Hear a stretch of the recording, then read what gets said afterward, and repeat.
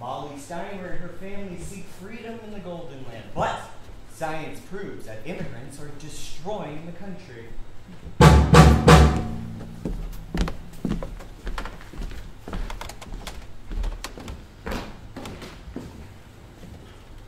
Annie, come here quick. Use it, Mollie. Another one on the way. Riff-raff and scum, the whole lot of them. Annie, come see. Bring everybody. Sly and crafty eyes, lopsided faces, sloping brows, all unmistakably criminal types. How many are from Russia? Why Russia? Why not Russia? Well, let's see.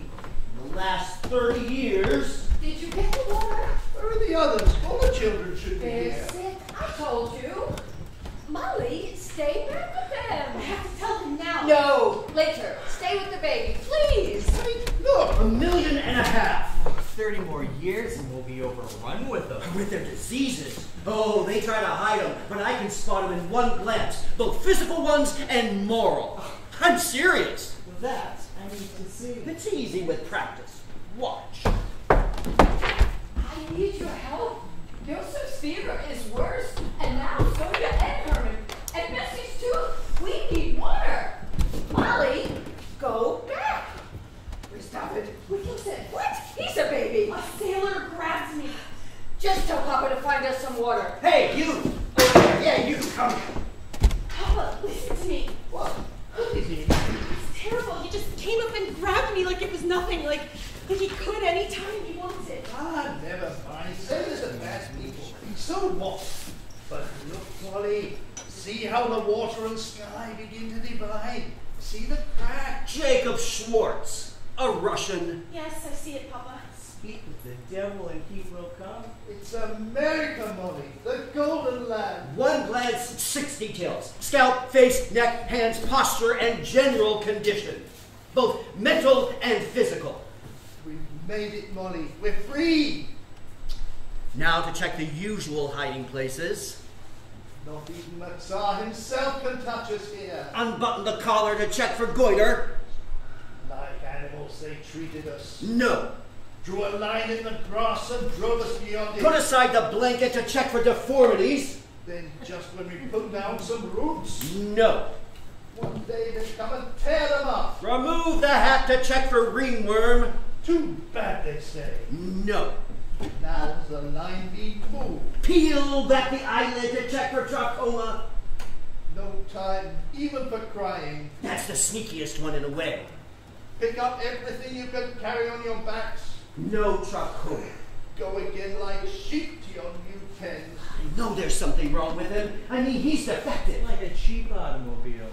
Now we've escaped their traps. Now we can draw our own lines. Maybe he's just stupid. I checked for that, too. We're as free as anyone else in the whole country. Well, we certainly don't need any more morons. No, we don't. Tell me, Jacob, what's the difference between a house and a stable? Well, then how could that sailor just grab me? Good question. I find a lot out this way. I don't understand. Just answer that question. He tore my clothes. He said he would pay me. A house is where people live. And the stable. Animals? Damn. I can still smell the stink of his hands. Oh, look, Mollie. You can see it. Wait, I know. He doesn't breathe right. Turn around. It's his heart. Bad circulation. Well, go on. They'll check him more thoroughly over there, but they rarely send them back as they should. Papa, listen to me. He said if I didn't let him, that we would have to go back. What? To Russia, yes. He's a liar, a German. No, an American. He said I could make a lot of money with him if I wanted. Well, of course you can, Molly. Here we can all make money, but not by what he means. Especially you with your better English will get a good job. But he said we'd be poor unless I worked his way. Nonsense. Two of your cousins are still there, and they have many jobs to do. But what about Solomon and Ava? They got sick. Bad luck still happens. I don't like it, Papa. I'm afraid. Well, they didn't starve, at least. We're so respected at home. This is your home. You worked for yourself. Everyone wanted to buy your tools. Because they were the best, but they wouldn't let us sell. That sailor said we would be poorer here than in Russia. You want to go back? He made it sound like we're being tricked. They will burn in Russia, those Jews who stay. Try that one. Why him? He looks ill. You don't remember King as I do. No, Papa, I didn't mean that. They came in the night like wolves. Jacob Abrams. Everywhere was the glass breaking, and then the screams. See, they're all Jacobs. Where's the water? People dragged from their beds, butchered with knives. Isaac? Piles of bodies, even girls like you. Generally healthy. Yeah, but mentally. No, they all look like that. But nothing, they all died. Like scared sheep. She knows the story. We all do. Ask him anyway. She wants to go back. She doesn't. She couldn't. Then let her be happy for a change. Here there is justice for killers like the Tsar. I want justice for that sailor. Forget the sailor. Listen to me. Look at it now. All right, Jacob. What's the difference between a house and a stable? A new home, just as I promised. There is no difference. What? Animals live in both. One animal works, the other eats and gets fat. Both die. Very good. He might have slipped by me. Turn around. Mental defect suspected.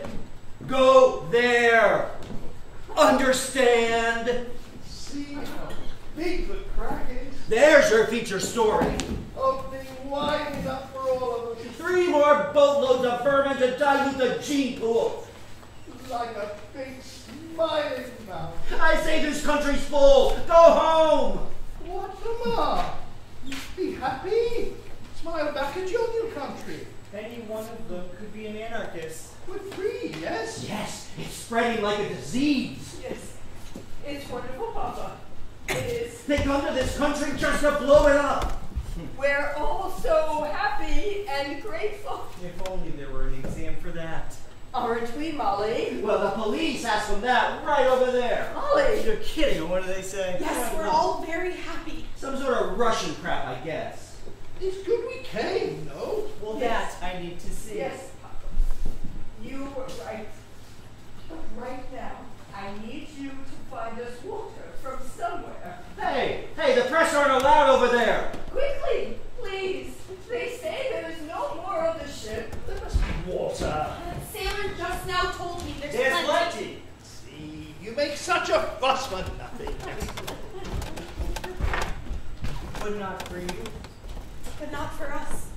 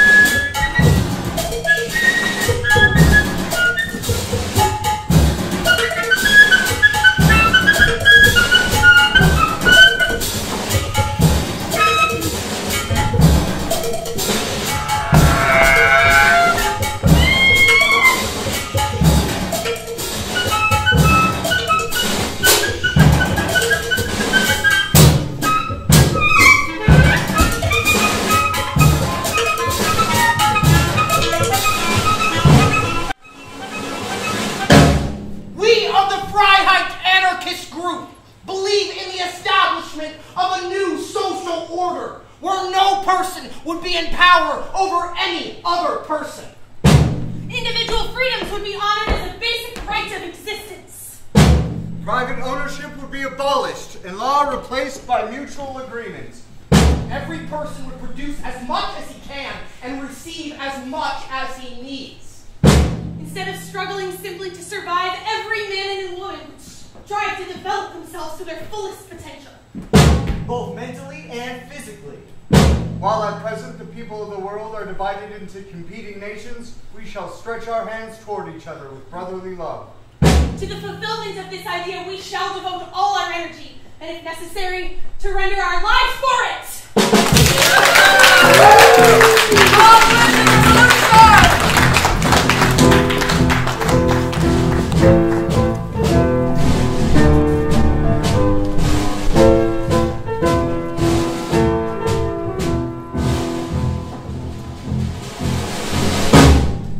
August 1918, the first barrier to freedom, love.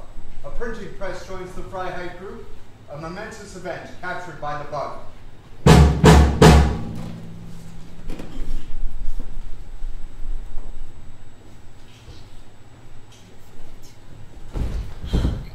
isn't fair. What? It isn't fair that I always have to think of it. Think of what? About stopping before it's too late. I think of it. Not very hard. Every month it's like I'm dodging a bullet. No, it's not that bad. To me it is. You can say such ignorant things if you come with me to hear Emma Goldman. Oh, I've heard her before. Emma says no woman can call herself free who does not own and control her own body forever. I'm not interested in controlling anyone's body. Certainly not Emma's. It isn't at all funny. We need birth control. It has to be a priority. We'll write an article for the Storm. I already have. Write another one, but in the meantime, come here. I told you I don't want to. And you think I do anymore? Yes? Come on, Molly. Nothing but this arm, I promise. All right. I'll just love you from afar. I'll pretend I'm withering away in prison, wondering whether my Molly still loves me as much as she did when we were young. Stop it. I never said any such thing. And the world was no bigger than a mattress on the floor. How can you believe love is even possible when millions of people are being slaughtered in a war that's all for money? And when anyone who speaks out against it or tries to organize the workers is being thrown in jail or massacred? Very good. Emma Goldman has nothing on you. To survive in all these days, you have to either close your eyes to the truth or be a total hypocrite. It's just like Kropotkin says. All of civilized life has become one huge lie, grotesquely distorting our human nature. Even better. Which in its truest form is like an unbounded field of grass, not one blade of which ever gives up trying to reach its soft perfection. Not one blade of which ever gives up trying to reach its soft perfection. You know, you have to have some fun in this life too, Molly. Maybe a little bit of it is fun. What about our English class today? You laughed at that. Repeat after me. I am from Russia. I have many useful skills. Don't. I am from Russia. I have many useful skills. You're terrible with them. They're so funny though. They're right off the boat. Louder, please. The Tsar is dead. Hooray! The Tsar is dead. Hooray! Better, but now you're in prison and about to be shot. Long live the revolution! Long live the revolution! Louder! Your comments are right outside, but they can't hear you unless you shout. Long live the revolution! You shouldn't laugh. You were just like them 5 years ago. Worse, I was so scared. So many of us just get used up and die in a few years. Probably half the people in that class today. You're right. I'm sorry. I'm no fun at all. I should go. No, wait, you have to stay. What? It's a surprise. What is it? We have a very important new member. Abrams and Lippman went to pick him up. Really? Well, why didn't we believe that? They said we could stay. Men are disgusting beasts. Well, they better come back soon. It's getting late. I might miss them. Molly. I have to go home. No, you don't. It's ridiculous for you to go back and forth like this. It wears you out. My family needs me. I know, but so do we here. It's different. They depend on me to survive. You can still give them your pay. It's not just for money. It's like They believe in me. Like I'm the future. The life they've given up theirs for. Part of me just says if I work and study very hard, I can somehow figure out how to make a life where we don't have to fear going hungry. There's no such life for us. Not unless we're lucky. I know that. But they don't. Yes, they do. They just can't face it. I don't want to hurt them. You're describing the life of every revolutionary who ever lived. I broke with my family. You're the last of 10 children. Your parents probably still don't even know you're gone. Mine are so much like me. My father believes in America as much as we believe in anarchism, and my mother is just as bitter about her life as I am, and just as silent. Silent? I've never heard a voice as strong as yours. I think that's what I love most of all. I really wish you wouldn't say things like that. Why not? It's the truth. You don't understand. It's so nice here. And that's a problem? It's so peaceful. You feel you can stand just about anything. I think if I stayed here too long, I might never get up, and the whole rotten world will stay just as it is.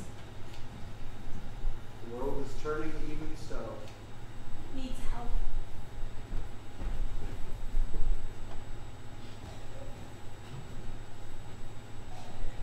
He has long been liberty's greatest ally, fighting tyranny with his marvelous common sense and his tireless efforts in bringing the masses to the revolutionary ideas of Marx and Bakunin, Kropotkin and Goldman and Schwartz and Steimer. I never heard of them.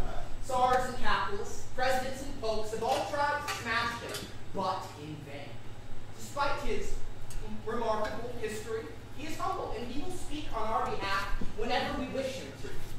So it is with my great honor that I present to you tonight the newest member of Freiheit, Monsieur Press.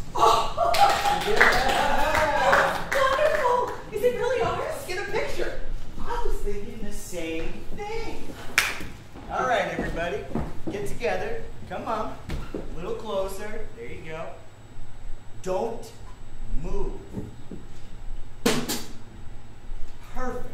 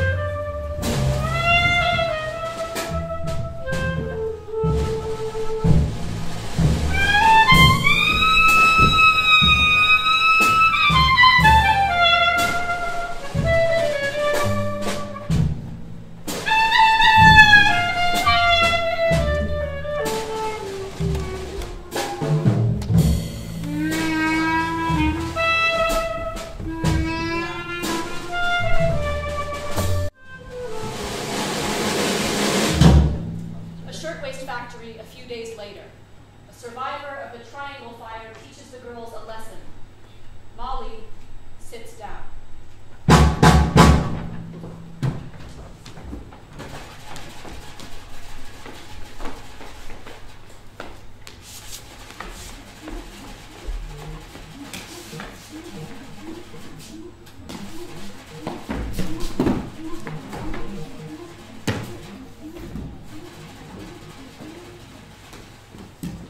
You didn't let him. I don't see a ring. He's still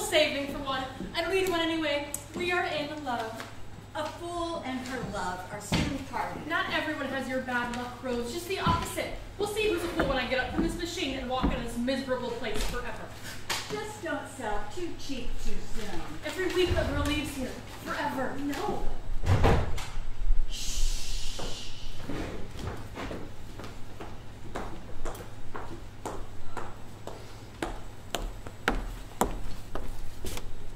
What? Many are here. They're all around us. They have to come back. Well, if the husband dies, Or gets mangled in a machine, or gets laid off, or gets drafted to fight in some pointless war. hey, leave off that. My brother's over there right now. And where's his wife? None of that'll happen to me. Even if it doesn't, with 6 children, it's nearly impossible to survive. Well, I'm only having 2. Maybe having 1 already. That's cruel. What's cruel, the truth? Once she's married, whether she likes it or not, she'll have so many children cut out of her that between having them and making sure they don't starve, there'll be nothing left of her but a pile of scraps. I'll take my chances. Look at our own mothers. Why should our lives be any different? But we have to get married. Only if it's a choice. She's talking about the vote. No, I'm talking about our freedom. The fire we're born with. The fire that gets smothered everywhere we turn. We have to fight to keep it burning. Listen to me. Hey, are you crazy? Nothing will stop unless we make it stop. Give that back. We didn't do anything. All right, we can fix it. Oh, no. Sleeves. Haven't done this in a while, but you never forget. Joan, please. It wasn't us. Were you talking? Only little. I'm getting Talking married. is forbidden. Production has been slipping at this table, especially yours, Sadie. Sorry, I'm Face sorry. it, this machine is worth more than you are. There are plenty of ambitious girls out there just waiting for you to fall. Girls who will single-handedly pull their families out of poverty until they burn out. Just burn. Girls like Molly. Go on, be forewoman for a while. You will be someday. She was trying to get us to join a union, but we're not. And said bad things about the war. We heard her. I think she's the one planting these papers. So that's what this is. Workers and the conquest of bread? Guns without bread are worthless. Oh, I'm sure they are. She reads like this, one eye on the needle and the other on the page. Now look, the important parts are marked with stars. Because to be a worker now means to shut yourself up for 12 hours a day in an unhealthy workshop for wages you can barely live on, and to remain riveted to the same task for 20 or 30 years. Maybe for your whole life. Yes, exactly, word for word. What we proclaim is the right to well-being. Well-being for all. I understand this mindless work has all but crushed your spirits. Speak for yourself. And you for yours. For just one moment, lift your heads from this stifling drudgery and let your humanity breathe. You'll see. It's not hard at all. We have an instinct for freedom. She just won't quit. Yeah, would you please tell her to stop it? No, I like it. Reminds me of when I was alive. Back at Triangle. You were at the Triangle factory? What happened? They had a strike. Then a few months later, they had a fire. Many people were killed. Everyone was killed. I'm sorry, Joan, but if you were there, then you know better than anyone the need for us to take action. To meet with other shops and call a strike. But things are better now, thanks to them. Oh, that's right. Jumping out of burning windows was a little more effective than the strike. But not much. I don't understand. Neither did we. We were inspired with well-being for all. You're right, Molly. It was so simple. One day we all got up from our machines and walked right out. Before we knew it, about 500 other shops had done the same. There were thousands of us. The owners tried to break us right away. They brought in a parade of prostitutes to bring in the replacements. And they were worse than the men, kicking and punching, pulling hair. And the pimps got involved. What a scene. Cops were no different, of course, clubbing everybody in a skirt and a red sash. But you didn't quit. No, we didn't quit. So the owners tried to break us in other ways. They started bringing the replacements in luxurious cars.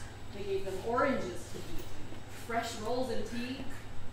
They even put in a phonograph and opened up the windows at lunchtime. We could see them up there dancing.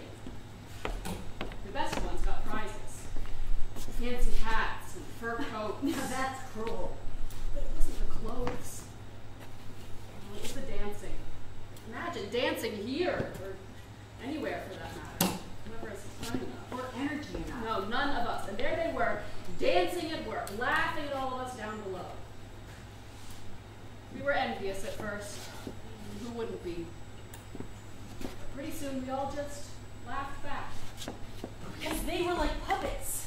The owners couldn't use you anymore, you'd come alive. And then it doesn't matter when the police come at you with their clubs. Well, what was a cracked head when we were already dying in that fire trap? With the oily air and the dim lights, rats and roaches crawling in your skirts. Not so very different now. Exactly. I was beaten and arrested off the picket line by some thug just for not answering him. The judge who sentenced me said I was an immoral woman for walking the line. You are on strike against God, he shouted. Well, then God had better sell to the devil, I said, because we're putting him out of business. You said that. Yes, can you believe it? That alone was worth the 3 days in jail. So, what happened? Did you win? No. Well, after holding out for 3 months, we managed to get a little shorter hours and a little more money, but the shops were still close to our union. The owners could take it all back at any second. And we demanded better conditions, less crowding, and better fire escapes and sprinklers, but still wouldn't even remove the oil barrels blocking the stairways.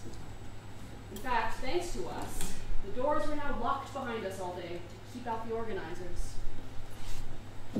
Owners never care whether their factories burn to the ground. It would cost them more to make the improvements. To them, the human cost is nothing. The owners told one fire inspector, let them burn. There are a lot of cattle anyway. We still don't have sprinklers. We've never even had a fire drill. No? Well, that won't do. It's against the law now, thanks to the corpses. Maybe we'll have one later, just for us. Oh, poor Sadie. That's the face, girls. See it? We all had it when we saw that first window shatter into glitter. 1 minute we were laughing, singing. It was payday. And the next we were screaming, and in between just that one soft, silent look of fear. Really? You're scaring the poor girl. Ghosts can't hurt you, dear. Not on purpose. Anyway, I'm not talking to Sadie. I'll take my seat back now. I will not. I'm fondly reminiscing. It grows to love these machines after a while once you grow out of your hatred for them. Put your hands on your machines, girls. Feel that? Keep it there. The air all around you felt like that. Like the fire was inside you, just beneath your skin. It spread so fast. The flames started shooting up all around us, right through these machines like fountains. Our work baskets were exploding, and we jumped for the exits, but the elevators and fire escapes were already crushed. The one stairwell we were allowed to use was blocked by smoke and fire. Of course, the other door was locked. Groups of us kept running back and forth, screaming like wildcats. Even me, who had shown such poise during the strike. Putting God out of business. Anyone would have reacted the same. People were pushing the slow ones out of the way. Especially the little ones who used to hide from the inspectors. Girls not much younger than Sadie. Leave her out of it. Compassion for the weak. Why didn't we think of that? We were stepping on the ones who had fainted as if they were sacks of cloth. But you had to keep running. You'd end up like those strange women who still hadn't even gotten up from their machines. I guess they were stuck, frozen with fear, but they seemed perfectly calm, like they were just waiting for the foreman to come release them for the day. Maybe they believed that somehow everything would be all right, like our parents always told us, because things were different here. In America, they don't let you burn. Right. found them that night as skeletons still hunching over their machines. So, how did you get out? I didn't. One time around the shop, I found myself by the windows, where a bunch of people were standing like statues, except their legs were quivering. I started to get up there with them. But something like a gust of wind blew me away from there as fast as I could go. I suddenly came to a stop and I saw a bolt of lawn sitting there on a table all clean and white. It wasn't burning. It wasn't even hot, and so I grabbed it and started wrapping it around myself as fast as I could until only my eyes showed through a little crack. And then I ran straight down the stairwell into the teeth of the flames, peeling off the burning lawn layer by layer. By the time I got down to the 6th floor, I'd left most of it in ashes behind me, and when it was gone, all went dark. I woke up down below, lying on the sidewalk. They gave me milk and I threw up smoke. I looked up at the building and I saw all these bundles of cloth falling. And I thought, why are they saving the cloth and not the people? Then one of the bundles of cloth opened. I saw a pair of legs inside. Another one opened and another. It was raining women. Sometimes 3 and 4 at a time. They hit the ground and just stop. One of the cops who had clubbed us during the strike was standing right next to me, yelling, "Don't jump, you crazy females! Don't jump!" His face was wet with tears. See the flames licking at their heels. And then this one young girl comes out onto the ledge, inches away from the window.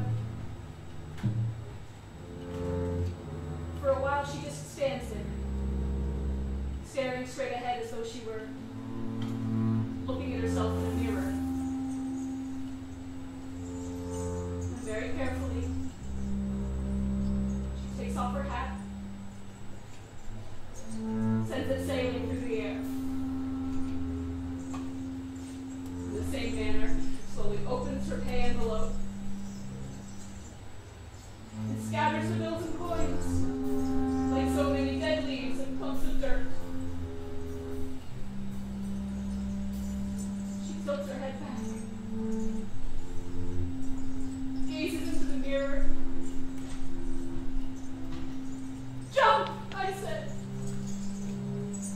Jump!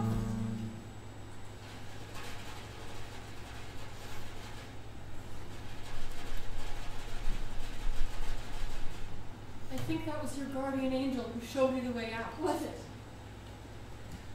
That's right, that's what they said at the trial. It was all an act of God. We were stupid. We panicked. No. No. I'm sorry, Joan, but this horror you survived only proves my point. I'm happy to have been of service. You can't just lie down. We have to fight. We did fight. And keep fighting. You don't know what you're saying. You have to see people die for nothing. They're already dying for nothing. Terrible death. A slow death is not better than a fast one. You do not know that. If you could only see it. You tried to step in when Sadie was frightened. But when you fight, you can't do that. What you fight against doesn't care whether she dies. Your only chance is if you stop caring yourself. I'll never stop caring. But you don't have a choice. Either you become as callous as they are, or you die inside each time someone like Sadie does. You become a ghost like me. Caring that deeply doesn't help things at all, Molly. It just hurts. Those women's deaths were not in vain, Joan. Oh, that's right. All this was 7 years ago, ancient history. We have laws now, right? you a fire drill, didn't I, Sadie? All right, let's have it. There's a fire under the table. What do you do? I don't know. Think quickly. There's a fire. Found the forewoman? The forewoman is dead. Now what? I don't know. Get the water bucket. What bucket? The bucket they gave you when we died? Okay. Hurry. Nope. Sadie's nearest the bucket. Already she's wasted so much time to go on. We'll all be dead in 20 minutes. Bring it here. Hurry. Go on. Pour it. But don't worry about the mess. Just pour it.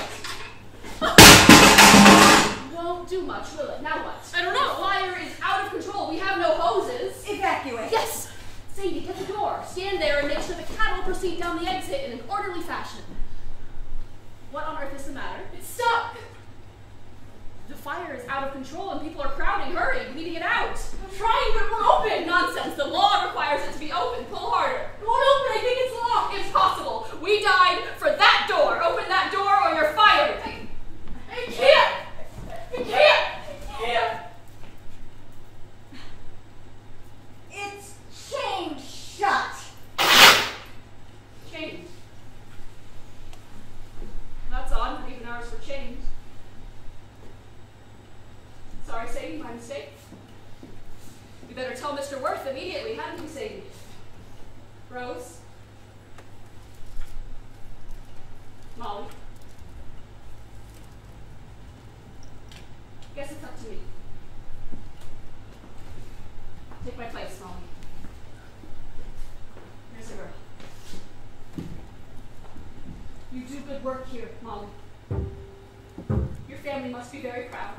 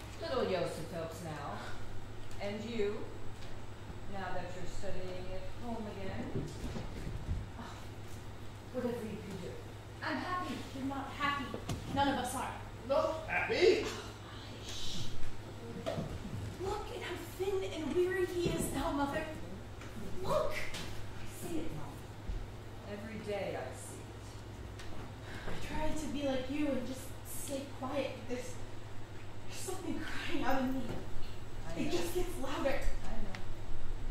Baskets of clothes. I wanted all the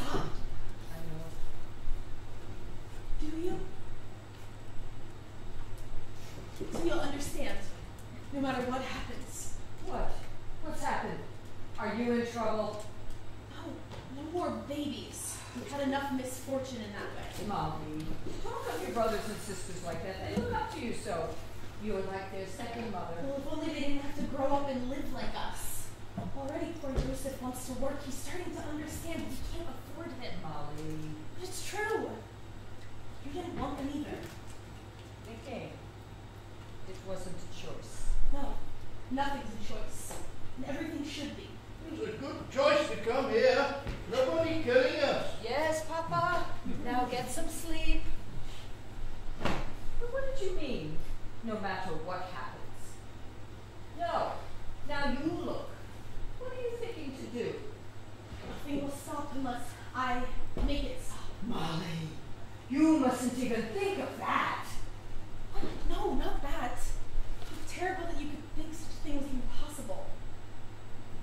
It isn't. It isn't. Well, not now. Anyway, that's not what I mean. I mean this crying out inside. Somehow it needs to come out. I mean, if I could really just see it or feel it. I don't know what I mean. You could get married. Yes. Why not? You're old enough and you need a family of your own to take care of. No, it's all too small. I mean something else entirely. I mean life itself. Do you remember that litter of kittens that was born under our doorstep? In Dostoevsky? Yes. That was a terrible place. I don't know what Papa was thinking bringing us there. Look, remember there was one that was too small and couldn't get to the mother like the others. You tried to nurse him yourself with cow's milk. I didn't know what else to do. You wouldn't help. It is the way of nature, Molly. Even his own mother turned her back. Yes, you kept saying that. I felt it was important not to cry over every little thing like I did when I was a girl. It made me foolish and silly. A head full of dreams. Yes. You cut yourself.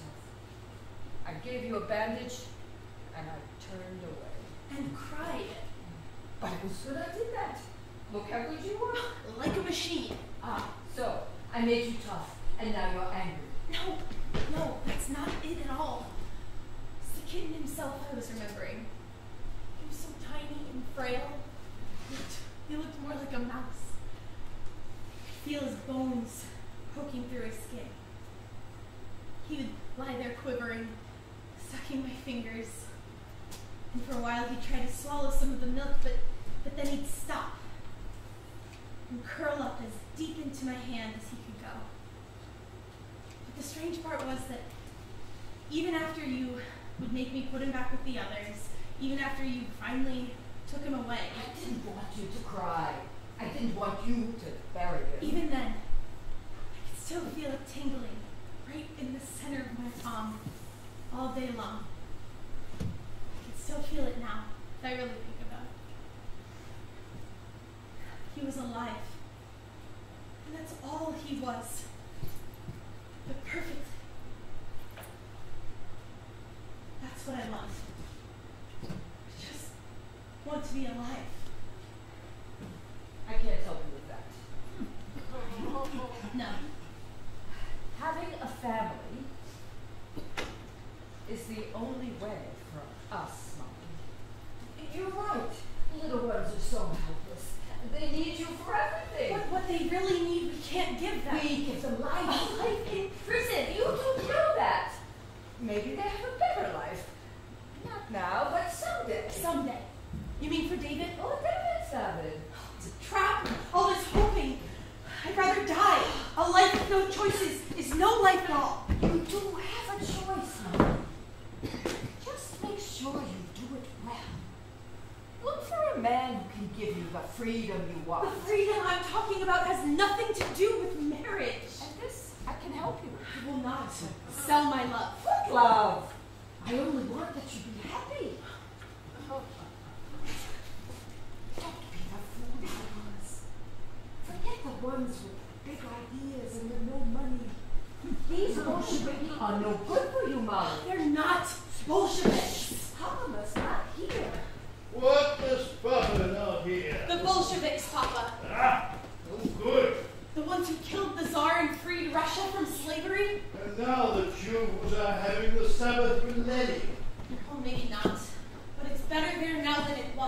want to go back.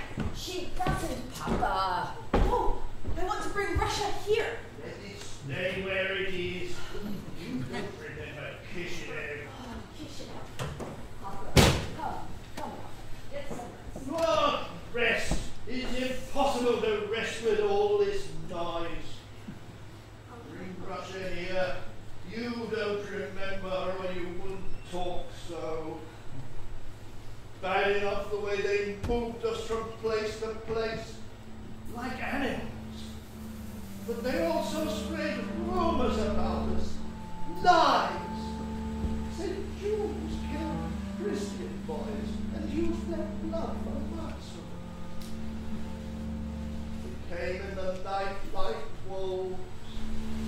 People drank from their beds, butchered with knives. Some even have the spikes driven through their hands and feet like to crucify them. For 3 days and nights it went on, and the official report said we were to blame, because there is no justice in Russia. I saw the bodies piled, even girls like you. For nothing they all died. For nothing. I go now. You don't remember. It's good we came. Ah, you've just been here, some of you. Aren't you hurt? Your hand, what happened? An accident, my own fault. Your fault. They have only a second to take their hand away before the night comes down. It's so dark in there they can't even see. Well, what's to be done? Better light costs money. They could open a window to help you stay awake. What? And then maybe the glue all dries up faster, the papers fly apart. It's more money. And what does a thumb and 2 fingers cost?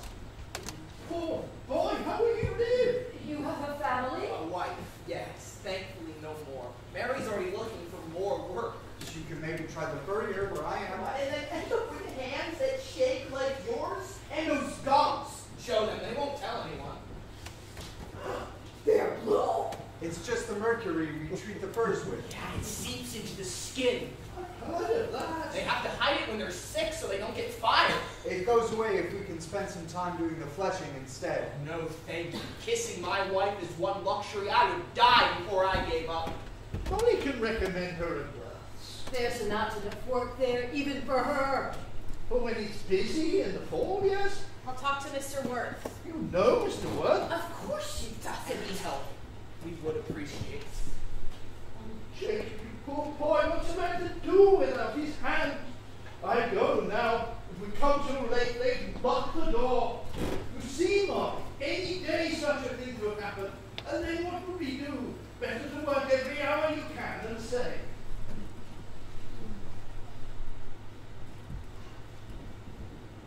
I would offer you boys something, but right now we have nothing to give. Your kindness is the best gift of all. No, kindness. If only kindness could pay the rent.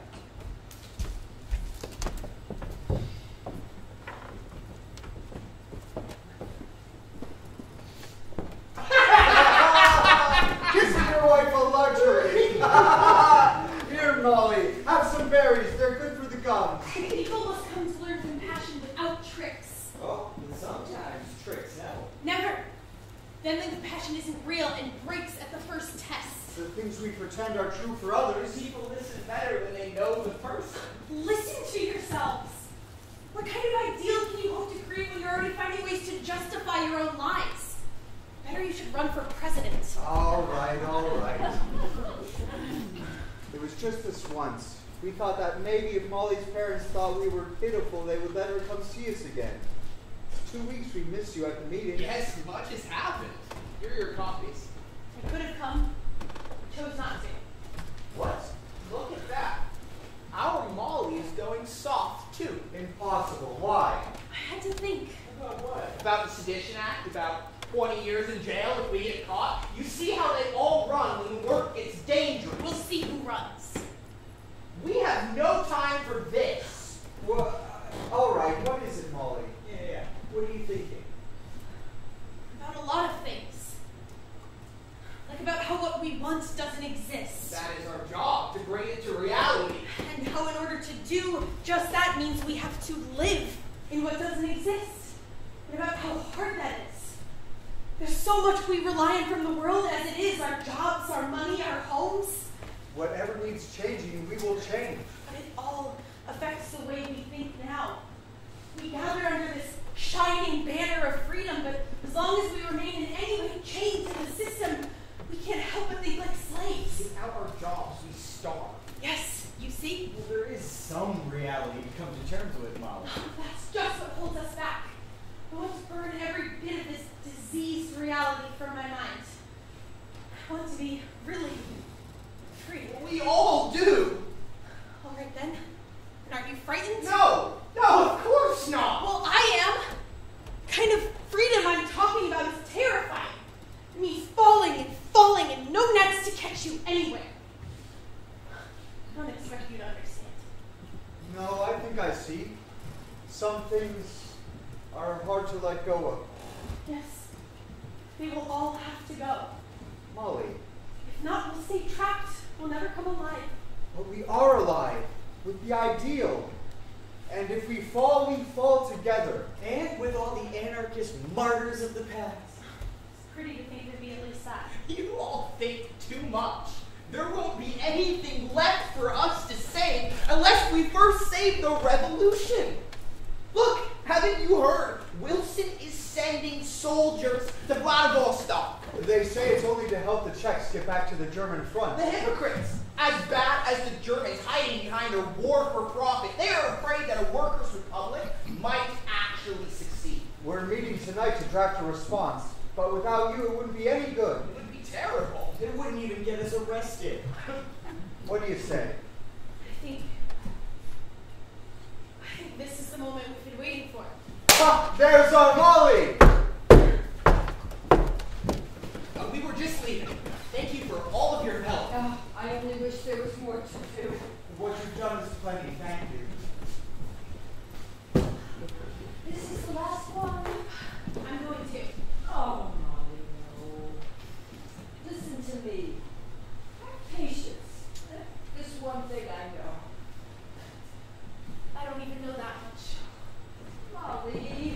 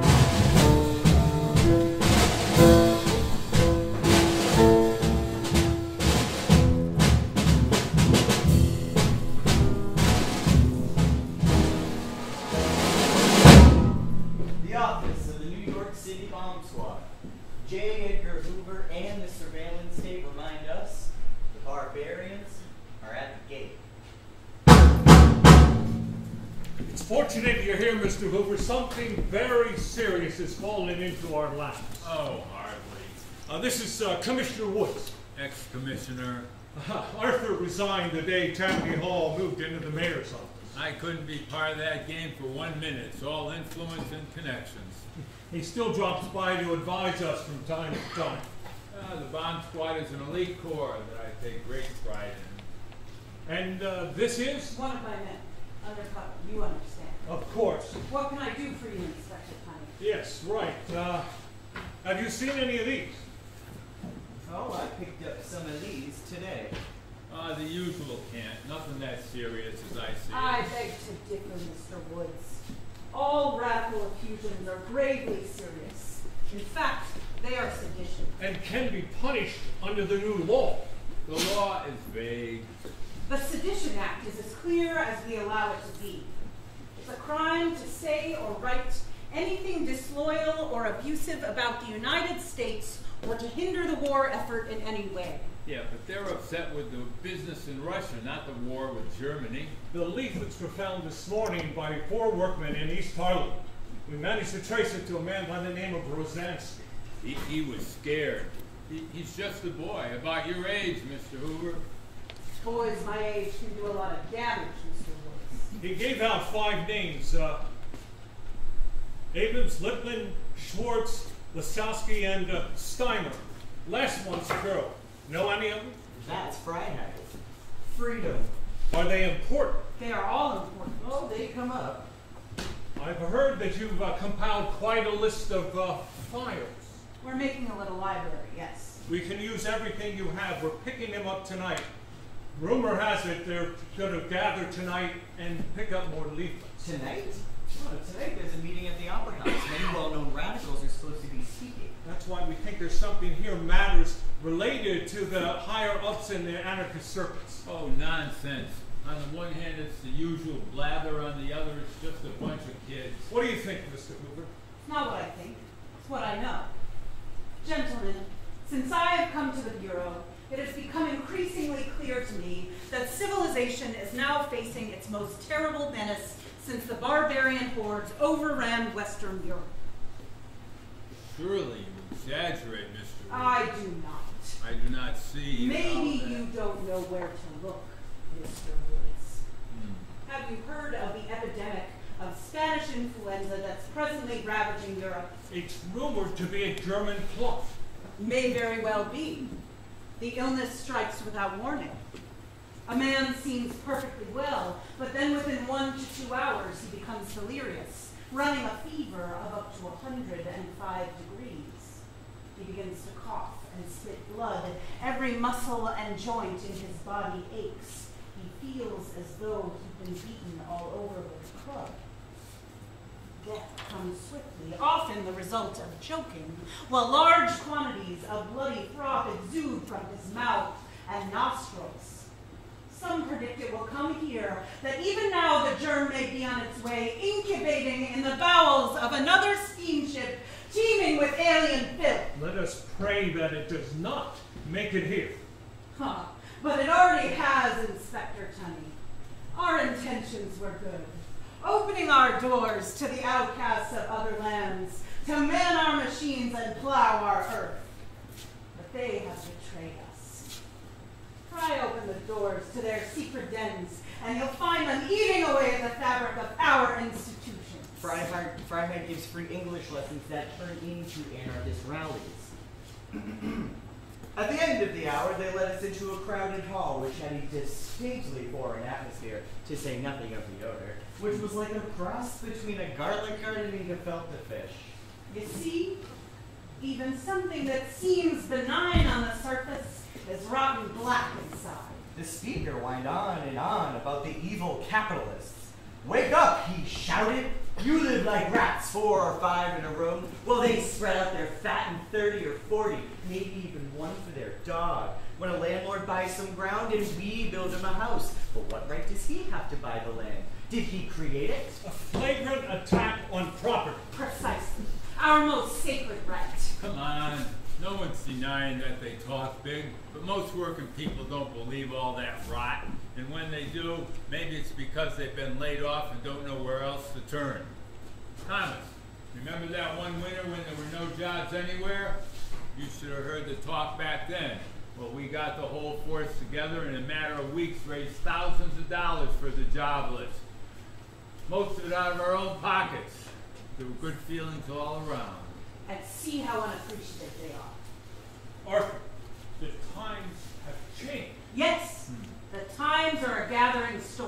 went on to call for a revolution. It's marching east and west. It's right at our door. Not in 1,000 years, but right now. And he gets away with it. Because we let him. I'm for hanging them. No sunrise about it. Whatever are you saying? We're saying such men are good talkers and ought to have their mouths stuffed. But it's all talk. They don't even have any weapons. Some have bombs. A few crackpots, yes, but we can easily take care of those. Rosansky had a gun. A gun. And maybe tonight you'll find another. But that's all nonsense, Thomas. Have you forgotten your sworn duty as an officer? People of this country have a right to free speech and assembly. And it's your duty not only to permit it, but to protect them while they exercise it. We handled all sorts of rallies in my first year. Some were pretty stormy. You'd think a revolution was about to erupt. People on the street would come up to my men. They'd say, how can you let those bastards talk that way against our government? Naturally, my men felt the same way. We all do. But they said just the right thing back. You want to have a meeting? Move to the other side of the street and we'll protect you too. Now that's America, my friends. That's what I believe in. This isn't Russia. We don't need a reign of terror, a secret police like the Cheka, do we? There's only one way to deal with anarchy, and that is to crush it. Not with a slap on the wrist, but a broad axe on the neck. Arthur, you forget. A war is on. But we must respect the delicacy of the situation. We're fighting the Germans, not our own people. These are not our own people. Is there anything more, Inspector Tunney? No, thank you, Mr. Hoover. You've been very helpful. We'll have full confessions by dawn. Oh, Thomas, really? At least leave the girl out of it. Spare the girl? No, sir. That's the mistake they count on. They hide behind their womanhood, preying on the deference we show them out of respect for our mothers and sisters. She'll crack like the rest of them. You know your way, Mr. Hoover. Thomas, wait. Think a minute. Hey, think a minute, Thomas. Wait up. Such women are the most dangerous of all. The poison goes straight to their blood, congealing and coiling in their veins like a dirty snake. Are you finished with me, Mr. Hoover? Yes. Stay with Inspector Tunney and wire me tomorrow. Yes, sir. Oh, one more thing. Start a file on Mr. Arthur Lewis. It pains me to see a man begin to drift.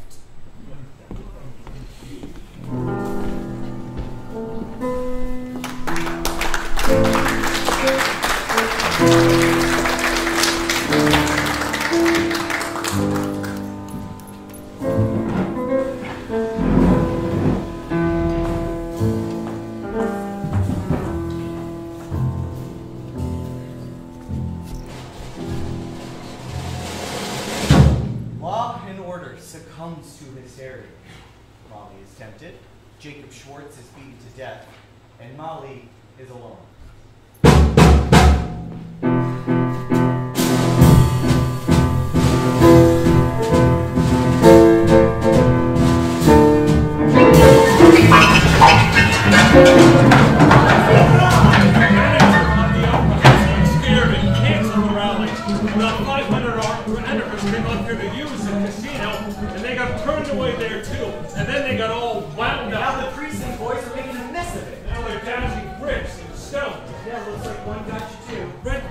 I can kill him. It'd be self-defense.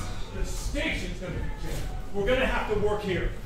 This could be their center of command. It must be, or else why did they at the rally?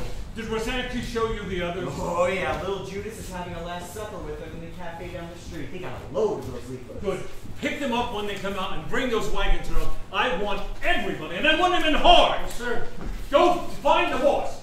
Squeeze it out of him. I want him tonight. We're going to go pick up these three.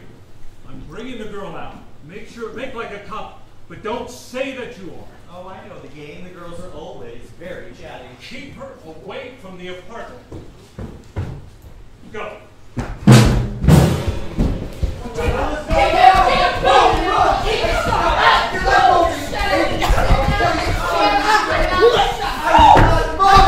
What are you taking on these guys? What is your name? What's happening in there? We already know your name is Mollie Steimer. You might as well state it for the record. God, let me go. I want to go back in there. Relax, I'm not going to hurt you. Jacob! It's fine, they're just taking a statement.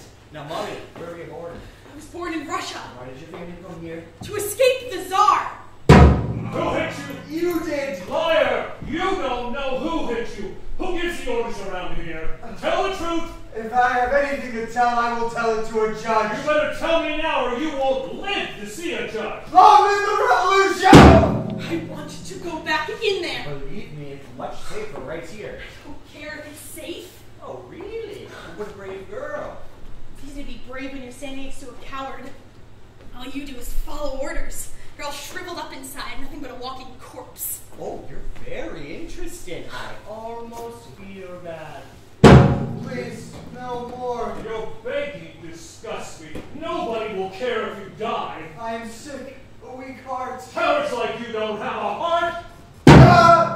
Jacob! What's happening in there? Nothing that concerns you. Everything that concerns them concerns me. Why? Are you in love with one of them? Oh, that's why you became an anarchist. I have always been an anarchist. I'm trying to give you a way out here. What makes you think I want a way out? Maybe they forced you to distribute these leaflets. No. Did you even read them? Of course I did. I wrote the leaflet. I wrote the leaflet, no one else. Are you the one who signs it a revolutionist? Yes. You believe the United States is an ugly hypocrite? Yes. You believe the president should be called the Kaiser of America? That's not what it says. Liar! We're not interested in you, you know. We want your leader. I don't believe in leaders. Do you believe the president should be called the Kaiser of America? No more. No more what? If you tell me who the leader is, I'll see to it that you go free. You don't understand a thing. None of us would ever betray anyone. No, I don't believe it. I didn't think you'd read this. Take him away. With pleasure. Not only could you go free, but your friend Jacob too. Oh, I feel bad for you too. You're so young. Your whole life ahead of you. It's useless to fight, and you know that. You're surrounded on all sides. Look here. I can show you a way out. For you and Jacob. But I can get you started on some land up west. Your own little patch of grass, you see it? It's a 1 in a million chance, but it happens. The wheel spins, your number comes up, and you don't get ground up with the others. All you have to do is give up this nonsense. This new life is yours. What do you say, Molly? Say yes. Who are you? You're not a cop. This one's headed without. Right? Yeah, you finished. What are you doing? You're next, friend. All right, pack up. Let's go. Move! Jacob! I'm finished. No! No! No! No! Jacob! Jacob!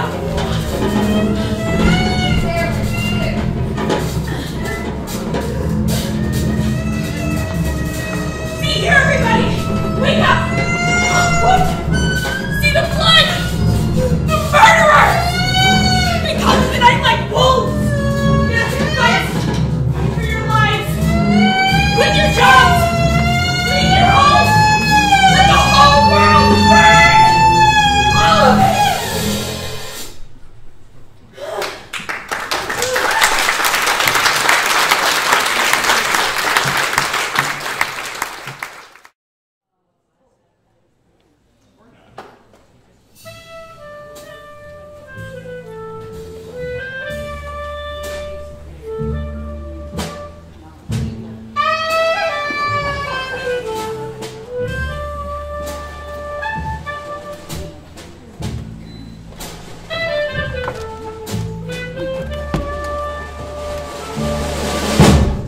October 1918.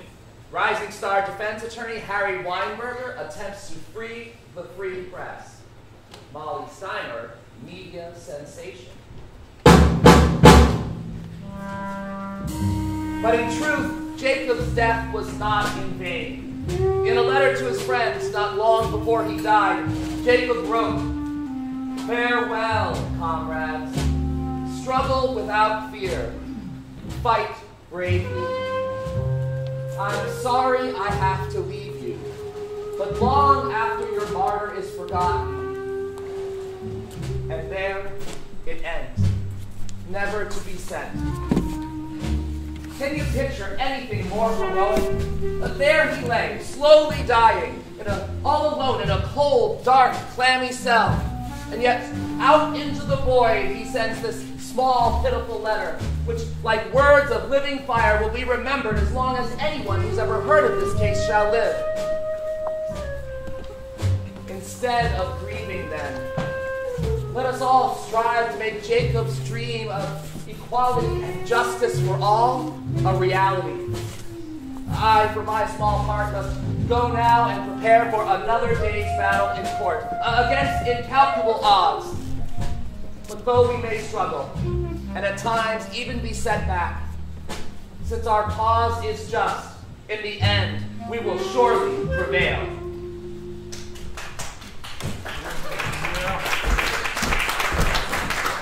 Yes, sir. Laid it on thick, Harry. Meant every word, boys. Yeah, well, we heard Schwartz died from the Spanish flu. Would be ironic, though. A guy who tries to help the Germans ends up dying from a disease that may be a German plot. But, one, my client's leaflets did not say one word in support of Germany. And two, the first cases of the Spanish flu in America appeared in Boston among U.S. sailors. But maybe the Germans gave it to them. Hey, a bunch of started epidemics over there. Why not here? Are you saying that our own troops are responsible for 500,000 American deaths? I'm saying get your heads out of the clouds of hysteria and use your common sense. The Board of Health has rightly suggested that we limit large gatherings of people in order to reduce the risk of infection. Yet no one even considers canceling patriotic parades or Liberty Bond rallies. Are you saying the Bond rallies spread the disease? No. He's too smart to say it outright. You don't have to. Besides, I'd be facing 20 years already if I were a poor Jew like my clients. Yeah, but you're going to be smart soon enough. You keep taking cases like this. Yeah, Harry, why would he even bother? On the record. Because I believe in what I'm fighting for. And what's that? Justice. Yes, justice. And to me, justice means liberty. And liberty, the rights of the individual, and rights of the individual, limits on the power of the state, which seeks absolute control over its people by limiting free, honest thought. I'm not writing this. Seriously, Harry, I need something a little less technical. All right, say it like this. Say, Harry Weinberger does what he does because he loves to fight. A Jew growing up in an Irish neighborhood had better learn how to throw a punch. That's more like it. Sometimes I think I'd rather fight than eat. That's one thing that you get at night so that you don't get it harder. Especially in a case like this, with everything stacked against me, I guarantee you I will win something. Hold on there. What's stacked against you? The jury, for one. It seems a fair jury to me. Are you blind? That they're all in business, not a single laborer among them. If this was the first time, fine, but every single sedition case gets juries like this. If you people would do your job, maybe you'd find out why that is. Yeah, what? Investigate the U.S. Attorney's Office? No, thank you. I like my job and plan to keep it. Oh, my mistake. I thought the press was free. We are. We just don't choose to waste our time chasing every crazy idea that comes along. Are you suggesting that the prosecutors have a crystal ball that tells them who to challenge during selection? They have something. You're going off the deep end, Harry. I suppose you think Judge Clayton's against you, too. But he's not. If we have got to face the puny, sickly, distorted forms of anarchy, let us meet them right here and now. And you guys see nothing wrong with a judge saying that? Your clients are puny and sickly. Well, I like the girl. Oh, the girl is great copy. She looks like the daughter of Tsar Nicholas. Yeah, well, she's something different, all right. When the bailiff says, all right, she just sits there like a rock. Marshal standing behind her can lift her up with one of their little fingers. They just stand there holding their breath, staring at her back. So everybody sits back down again. It's like they're scared of her. Maybe they are. Maybe they should be. Are you scared of her? No. But I've never met anyone like her. She objects to everything I try to do for her and the others. I explain the reasons why, and she understands perfectly, maybe better than any client I've ever had, and still, she objects. When she looks at me, she makes me feel almost unclean. That's because you're a slob, Harry. Next time, I'm going to dinner with you. Bring a bit. Why don't you bring some money instead? Now, go away, all of you, so I can turn my brain back on. I probably would.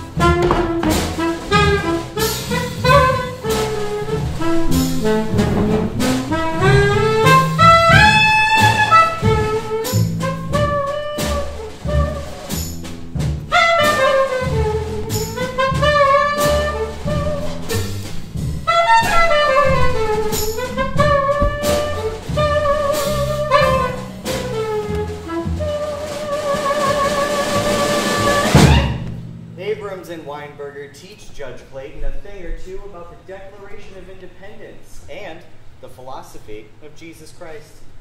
Mollie tells her mother to forget. October 14th, 1918, the United States hereby brings charges that Jacob Abrams, Samuel Lincoln, Ivan Rakowski, Jacob Schwartz, and Mollie Steimer did conspire to publish disloyal and abusive leaflets that were intended to inspire contempt and scorn for the U.S. government and to incite widespread public resistance to its war efforts. Arguing for the prosecution, this is the John Riot! Arguing for the defense, Mr. Harry Weinberger.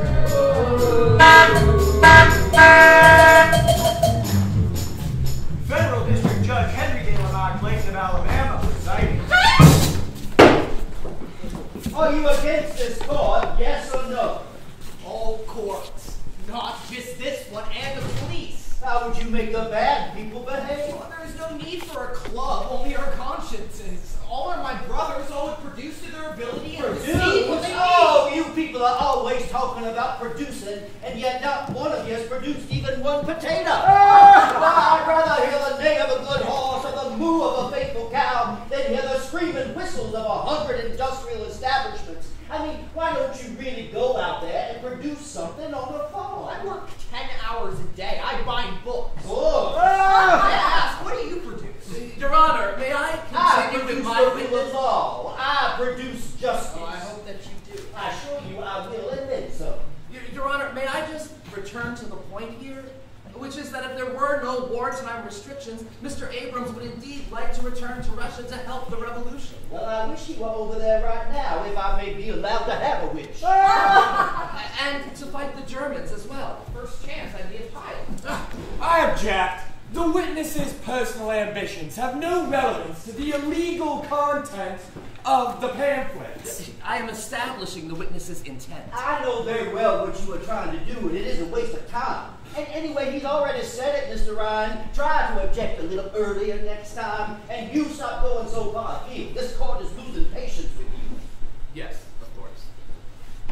Mr. Abrams, have you read the Declaration of Independence? Yes, it is a wonderful document. I object. Answer the question, not the answer. This goes right to the intent. This goes nowhere, but we shall hear what the witness thinks of this. Did you read and did you believe when the Declaration said, "We hold these truths to be self-evident, that all men are created equal, endowed by their Creator with certain That is good reading. perhaps the best of all, But I would not advise Your Honor to read it aloud in the city of New York today, or I may have to represent him before the court. Nonsense! Good truths in that, eh? It's what brought me to America. I read that and I believe. Sure, but you didn't believe in the courts. You didn't believe in anything I believe in military. the equality and the freedom, and I No, believe... the only freedom you believe in is the freedom to slander your government. Well, if the government has committed a crime, then we have a right to say so, and if we don't have such a right, then we should fight for it. And that to secure these rights, governmets are instituted among men, deriving their just powers from the consent You would of the break up the governed. government of the United States if you could. For the betterment of mankind, yes. You would then? The government is only a shadow of the capitalists, an invisible empire that nobody elects. They are greedy, and they don't care that we can barely live, and they punish us with police and the law when we say that is wrong. Any government that rests on violence like that, it should be destroyed. So your answer is yes, and thus the dog bites the hand. It is a pathetic, twisted philosophy you have, Mr. Abrams. And that whenever any form of government becomes destructive of those You ends, shut your mouth right now. It is the philosophy of many of the greatest who ever lived. Christ was against government. What? He said no man should be the judge of his neighbor. Jesus Christ was very much in favor of government. Render unto Caesar that which is Caesar. If you read your Bible, you will find that is what he said. And who was Caesar? Caesar was the government, the representative of the powers of state which were in power by virtue of the military. but Caesar was the czar of his day, or the Kaiser. Or the president. The President of the United States is no Caesar. Christ was accused under the law and was tried for it under the law. Christ taught that we should obey our rulers, and Christ was not an anarchist. My kingdom is not of this world, he said. You see, I have studied the philosophy of Christ a little more deeply than both of you, and I believe his teachings were correct. I believe in his teachings. Oh, no. If I'm not mistaken, you are a believer in the laws of Moses, which was at an end when Christ came. Does Your Honor remember when he chased the moneylenders out of the temple? Yes, for profanation, for turning the house of God into a place for barter and trade. You will recall that in doing so, he set himself above the law. Well, he had a little more latitude than you and I can have, for the very reason that he was at once God and man, as I believe it, and you and the defendant do not. No! And yet even so, he was crucified according to the law. Yeah, it was all the result of bad government, and Christ was against it, and our forefathers were too. Yo, what? Here, during the American Revolution. Do you mean to refer to the fathers of this nation as your fathers? Thomas Paine You, said, who as an anarchist cannot ever be a U.S. citizen. We are together in a human family. Those that stand for the people, I call them father. Well, fortunately, they do not call you son. And no, Mr. Weinberger, we will not discuss the humble return of the prodigal son or kill it if at a calves. I have tried to outtalk an Irishman, and I can never do it. And the Lord knows I cannot outtalk a Jew. Are you two finished with this witness? I am, Your Honor. No questions. Good. Because it seems just outside now there is a gathering of our true sons and daughters of liberty, calling on the support of our boys doing their duty overseas. Looking around the room, I see several chests bare of the yellow buttons. Some you would expect, but others indeed I'm sorry to see that way, Mr. Ryan, when you consider the sacrifices our boys are making every day, some of them wearing red badges of courage that cost them quite a lot more. I propose that we adjourn for 30 minutes to show our support by giving what we can. Gentlemen of the jury, those of you who wish to donate to the bond drive may do so by proxy, as the bailiff will arrange.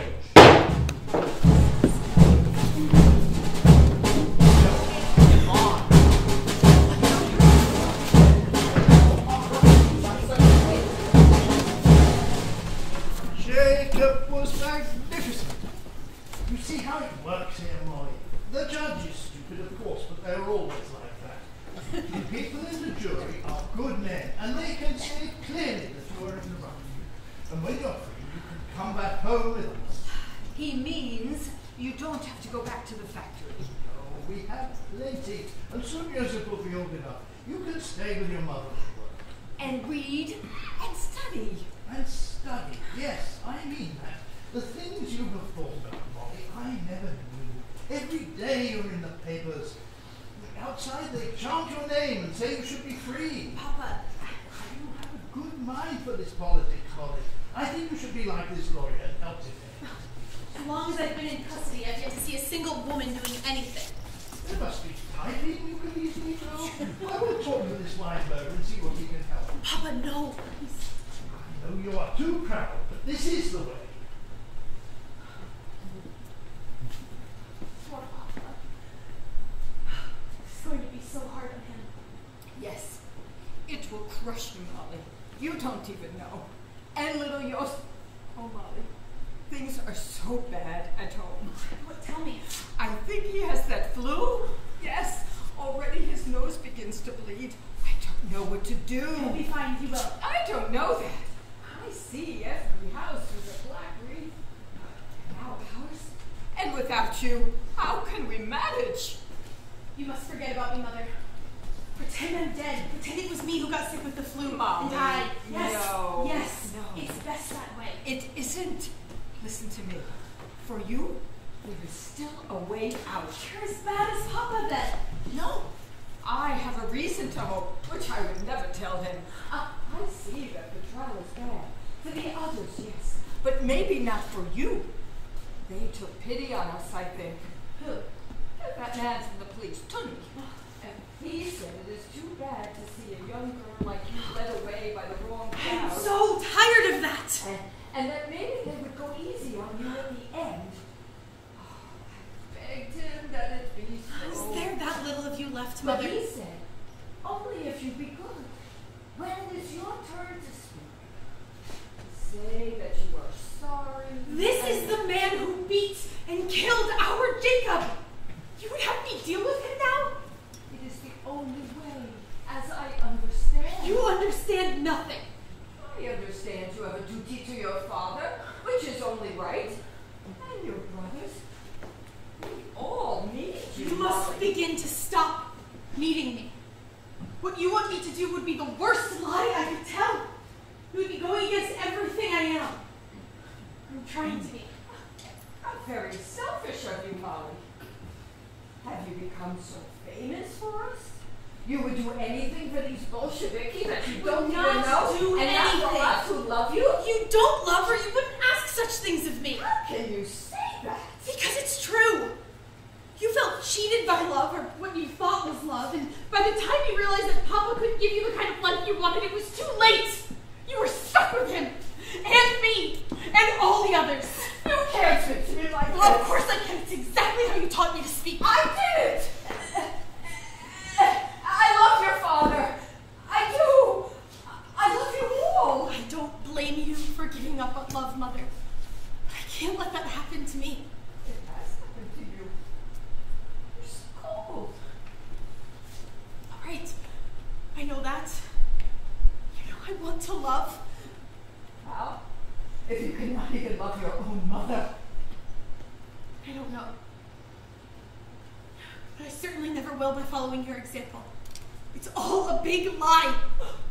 Such terrible things you say. I don't deserve them. You're so ungrateful. Ah, it's that costume. That's the big lie. Good. Be angry. Be furious and forget about me. Never.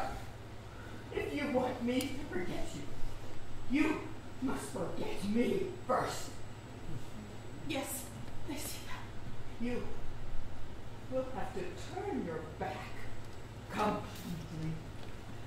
And that you cannot do. I know that you cannot. I have to go now.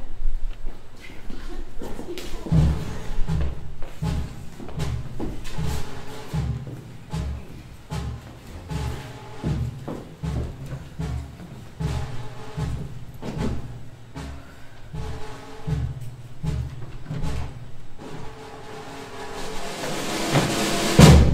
The stars collide.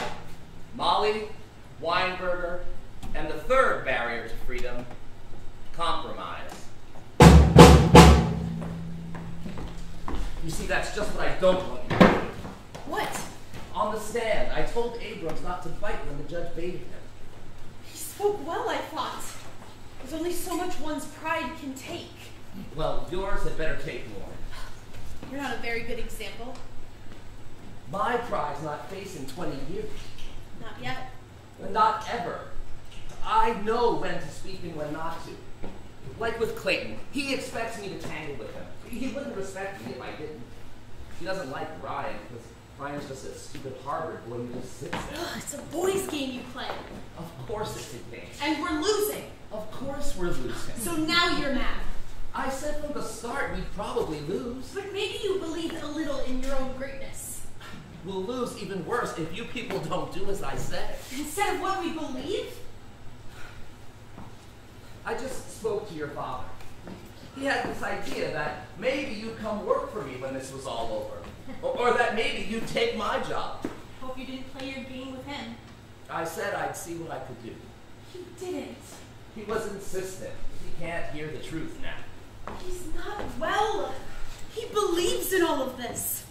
I think when it's all over, he expects to see the face of God. I know. But the strange thing is, he was right. About you, I mean. You are tough. Not to say obsessed. You would do well in this chair. Very well.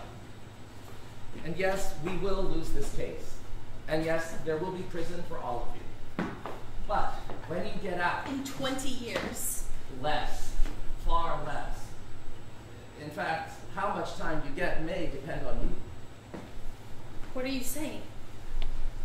A few days before this trial began, I came to visit Judge Clayton's court, just to see what I was up against. Before him stood a black woman convicted of selling whiskey to a U.S. soldier, not a light offense in the States. As Clayton was beginning his sentence, he said to her that he would call her Helen and not Mrs. Johnson, because back where he comes from, we don't call Negroes Mr. or Mrs., but by their first name. But not to belittle them, he said, but because we Southerners understand blacks better than these Northerners.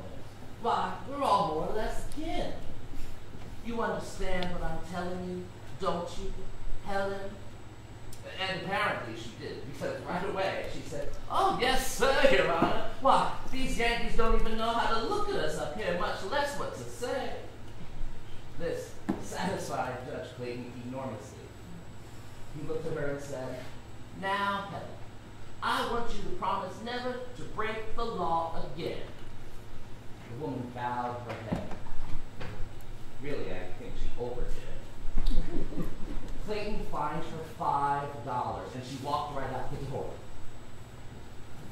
Why do you tell me this disgusting story? I thought maybe you'd laugh. There's nothing at all funny in it. But also to show that there are times when discretion is the better part of valor. The truth is, you are a woman, a young woman. Yes, and because of that, I'm still alive and Jacob is dead. Yes, that's true. You want me to humiliate myself? No. You want me to lie? Not at all. Tell the truth, but quietly, gently. The truth I have to tell is not always quiet or gentle.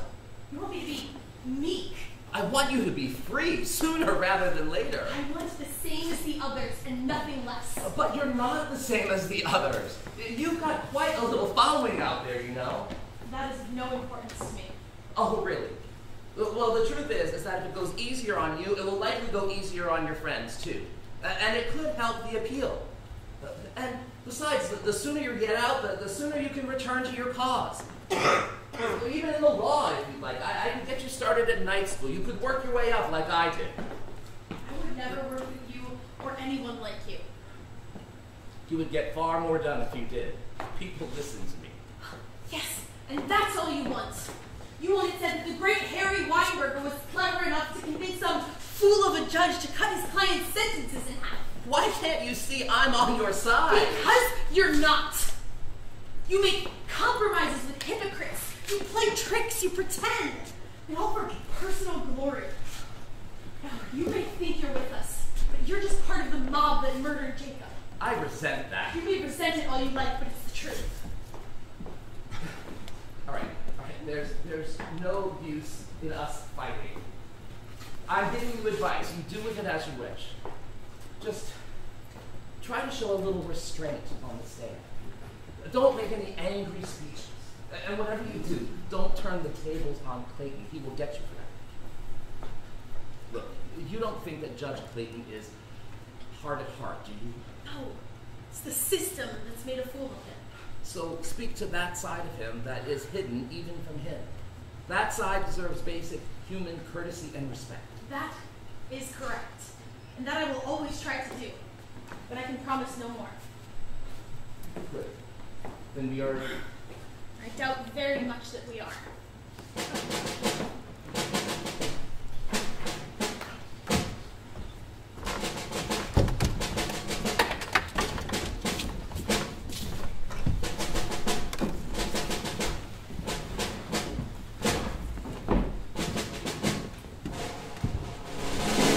Mollie tells the whole truth and nothing but the truth. All rise.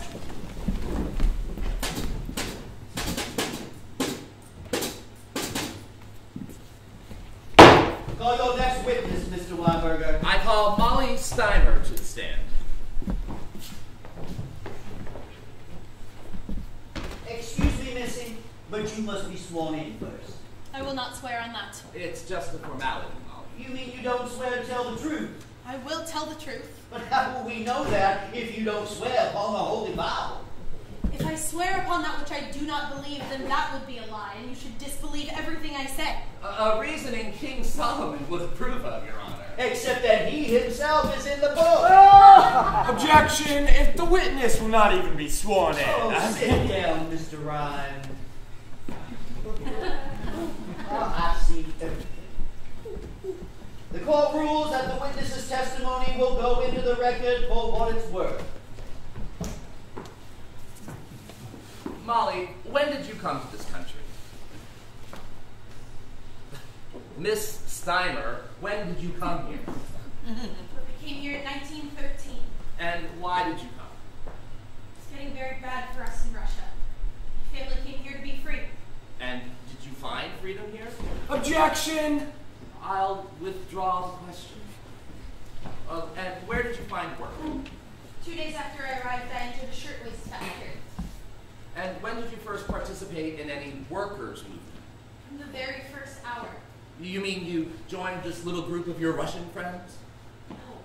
I mean that right away in the factory I could feel a heavy sadness all around me. Hundreds of human beings whose joy of life had been dulled in order to maintain the health and comfort of only a few. I object to all this. The witness is making a speech. Her theories are not evidence, Mr. Weinberger. We've gone through all this. This witness will only take 10 minutes. All that matters is her intention. Just a moment. If I may state to the court, please.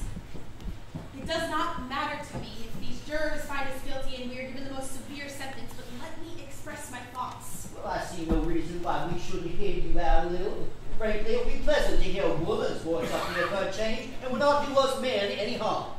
To the contrary, Your Honor, the charge that she is facing would indicate that this woman's voice is scurrilous and dangerous. The district attorney finds a little girl like this dangerous? Gentlemen, proceed, Mr. Weinberger, but try not to let the witness get too far afield. Yes. Mollie, Miss Steimer, did you participate in distributing these leaflets? Yes. And where did you hand them out? In various places. Which places? I don't see why it's necessary to mention the places. Just mention one or two. I don't see the necessity of it. Just leave the necessity to me. I don't see the reason. Just leave that to me. Well, seems to be the old case, Brother Weinberger. Convince a woman against her will, she is of the same opinion still. It appears the adage is true for little girls as well. Didn't you mostly place them where other Russian immigrants were working? Objection, leading the witness. Mr. Weinberger, for shame. I gave them out where I knew I could reach masses of people. It does not matter what the place is. Fine. That's fine. Miss Steimer, on the night of your arrest, did you see any of the defendants beaten at police headquarters? Yes. And also before that, when we were being arrested. Your Honor, I object. Why? You brought this out yourself, Mr. Ryan, and the government witnesses testified that the defendant's statements were all made voluntarily without any threat of force used upon them. I'm sure that the jury can easily decide for themselves who's telling the truth. Did you see Jacob Schwartz that night at police headquarters? Yes. I was being moved from one room to another when I heard an awful groaning and sobbing. I turned around and through an open door I could see Jacob all slumped over in a heap, beaten and bloody. Did he say anything to you? He couldn't speak. I tried to scream, but they covered my mouth and shoved me into another room.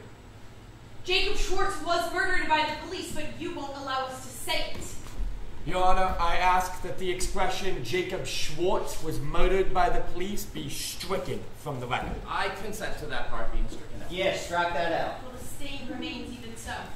Jacob Schwartz was murdered. One moment, please. If there is something I want you to say, Miss Steimer, I will ask it. Now, what I want to know is, what did you and Jacob and the others have in mind when issuing these leaflets? What sort of society did you and Jacob favor? Objection! Overruled.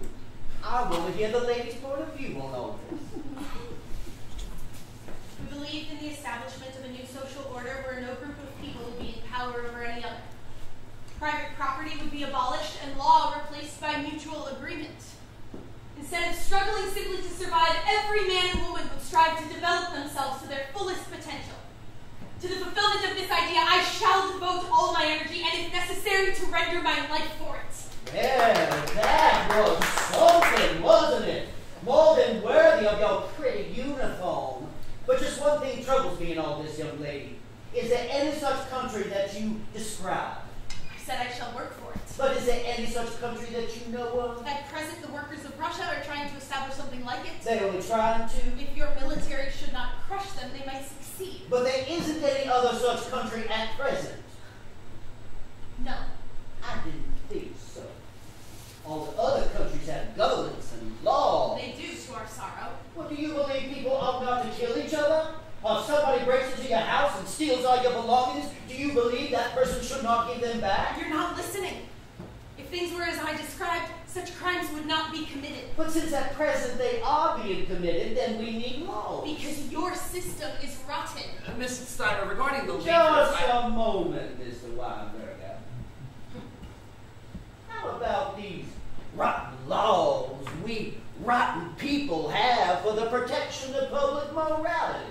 I don't believe they do protect morality, just the opposite. But how about the laws regulating marriage? Do you believe that when love grows cold in a marriage, that the parties involved should just be able to wander off like a beast of the field? What is the use of the marriage relation when the people's hearts are not related? Oh, so you believe in the doctrine of free love, or polygamy, or actually in your case it would be polyandry, where the woman has more than one husband. Or maybe you say comrade. Isn't it true that despite all of your marriage laws, there are still thousands and thousands of cases of infidelity anyway? People sometimes do violate their vows. Have you ever violated your vows? And society is only trying to protect itself. Can you honestly say it succeeds? As much as it can, it does. At least it tries. Well, it tries in vain. Have you?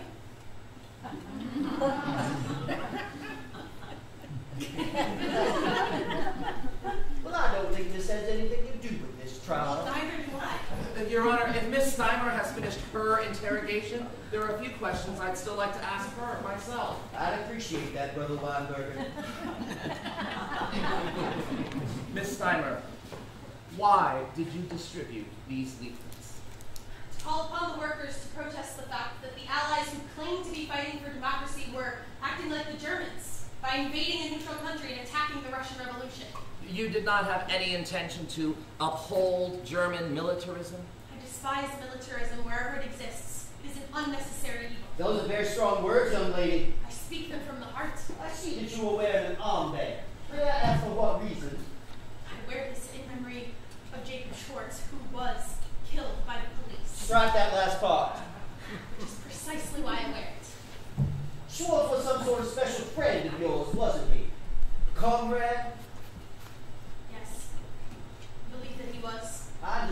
You know, grief over loved one's a very hard thing.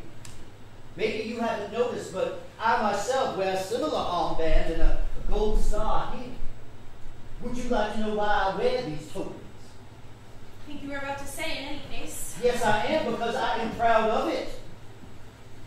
On May 30th of this year, an officer in the United States Army was killed by a bomb in France.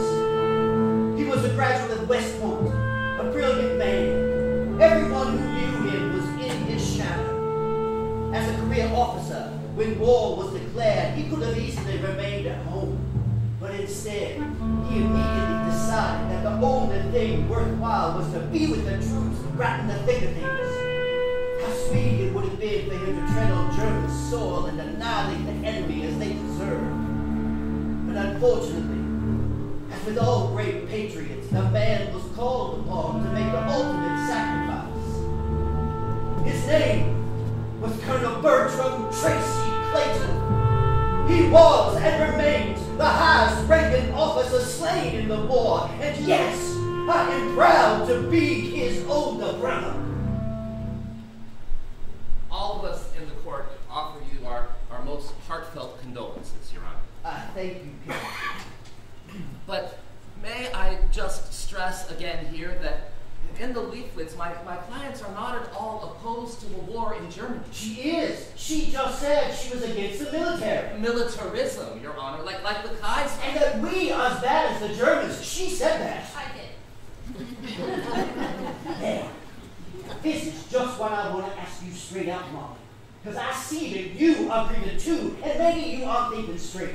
But I just told you about my brother losing his life there on Flanders Field, his body lying cold in the first warmth of spring. And what I want to know is, do you think my brother died in vain? It depends. Did he die trying to help extend the exploitation of workers around the world? Your Honor. Bertram Clayton died for the sake of freedom! Then yes. I'm afraid that he did die in vain. The war is a great black trap, and he fell right in. Mr. Landenberger, I presume you are finished with this witness. I am. Mr. Ryan. I can clear this point up quickly, Your Honor. Then please do so. Miss Steimer, I believe you stated your intention in distributing these leaflets was to induce the working people to protest the government? Yes. I read now from the leaflet, workers, our reply to the barbaric intervention has to be a general strike. Is this one of the forms of protest you meant? It says so, yes. The leaflet goes on to say, workers in the ammunition factory, you are producing bullets and cannons to murder not only the Germans, but your friends in Russia. Are these some of the workers you called upon to strike? Yes. Now, if all those munitions workers stopped making arms, do you think that would hinder the United States in the war with Germany? That did not matter to me. I object. She has answered. That is all. One question on redirect. The only purpose of the general strike you called for was to protest the Russian intervention. The war between the United States and Germany is of no concern to me at all. No further questions. We are finished with you, Molly.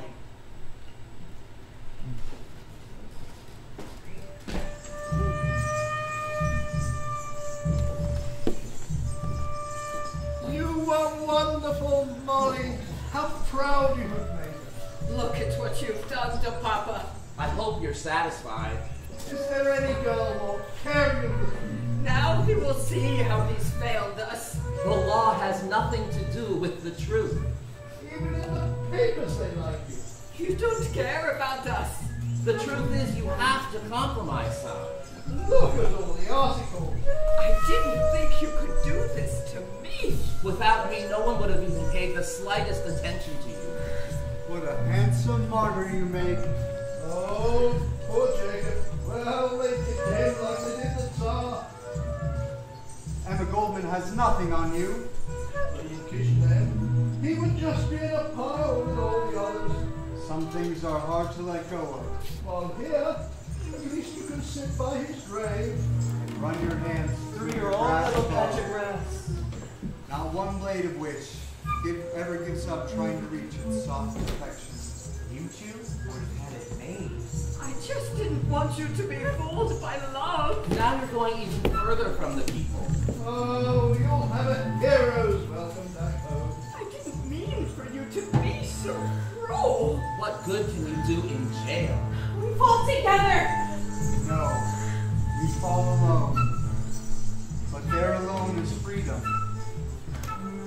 Go away, all of you. Let me alone.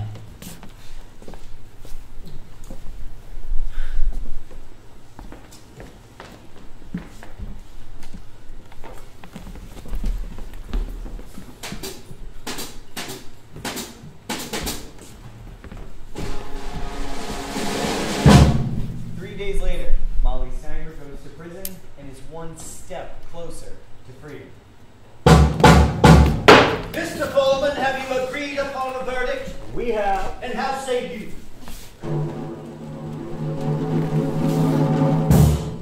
We find the defendant guilty on all 4 counts.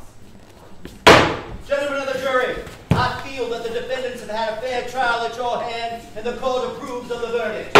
I've prepared my writs of error along with an appeal to the Supreme Court. You may do whatever you like in your spare time, Mr. Weinberger.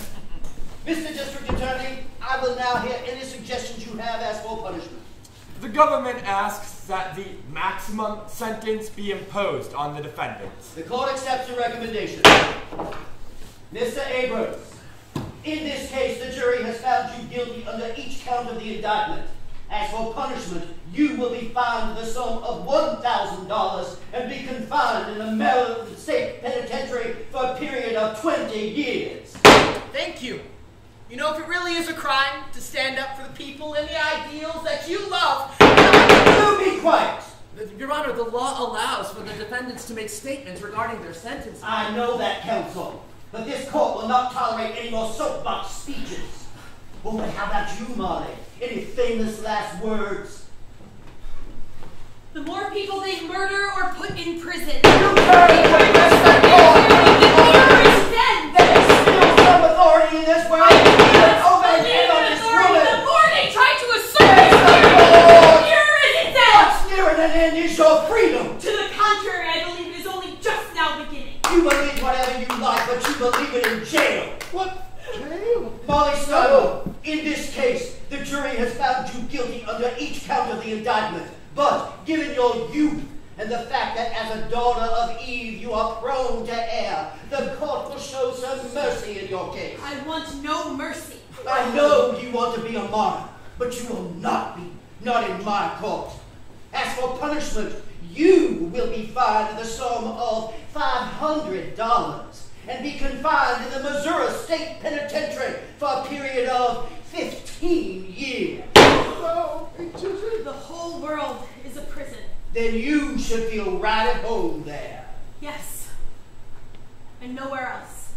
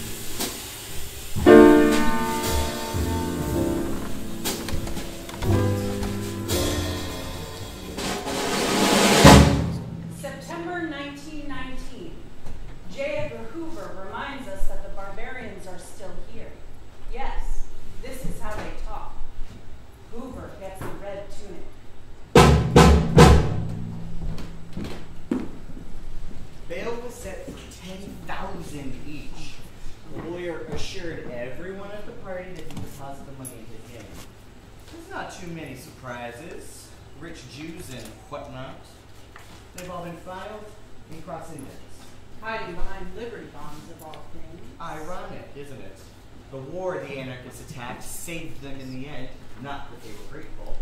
The very night they got out, they went right back to one of their seedy dens. Could have been sent right back to jail if anyone had heard them.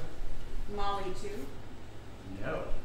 No, she was real quiet. Maybe she was still in mourning. Father and brother died within a week of each other. The stroke and the flu. Divine justice.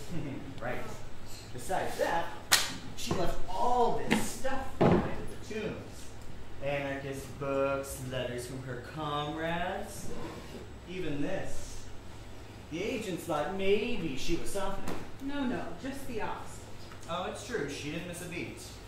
Oh, and here's her file for this year. Copies of the Anarchist Bulletin she's been working on. And you still haven't found where they're published?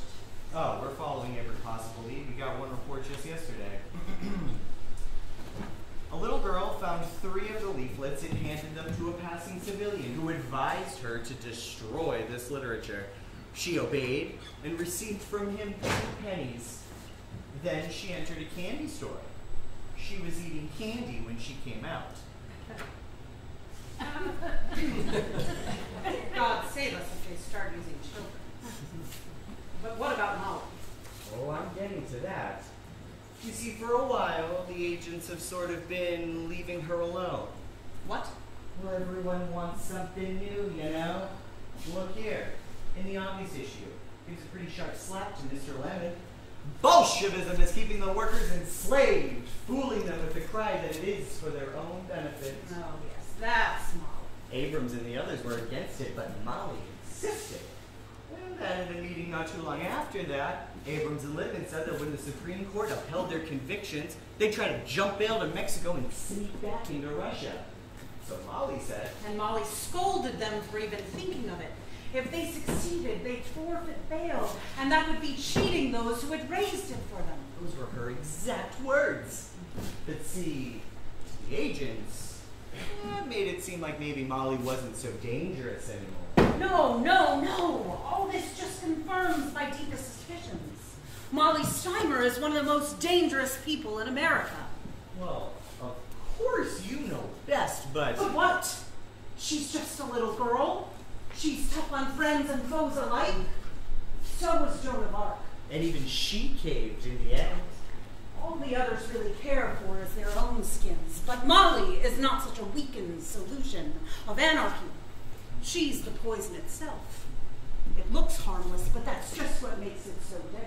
That's exactly what I told the others just a few days ago. By chance, she was picked up for distributing some of these. The Constitution is the cloak capitalism uses to hide its bloody crimes. Well, that's sedition right there. Look, and proof that she wrote it right here. Although almost a year has passed, who will ever forget the unconstitutional torture and murder of Jacob Schwartz? Who? Exactly. Who else would remember him? Schwartz is her dead lover. What? There's no love in her. Hideous. How did she plead? She didn't. She said she had no interest in the proceedings whatsoever, and the court could just do as it pleased. And did the court do its duty? No. They let her go. Guess they didn't see the point. Yeah, she had already been convicted, and since the war is already over, They've gone soft.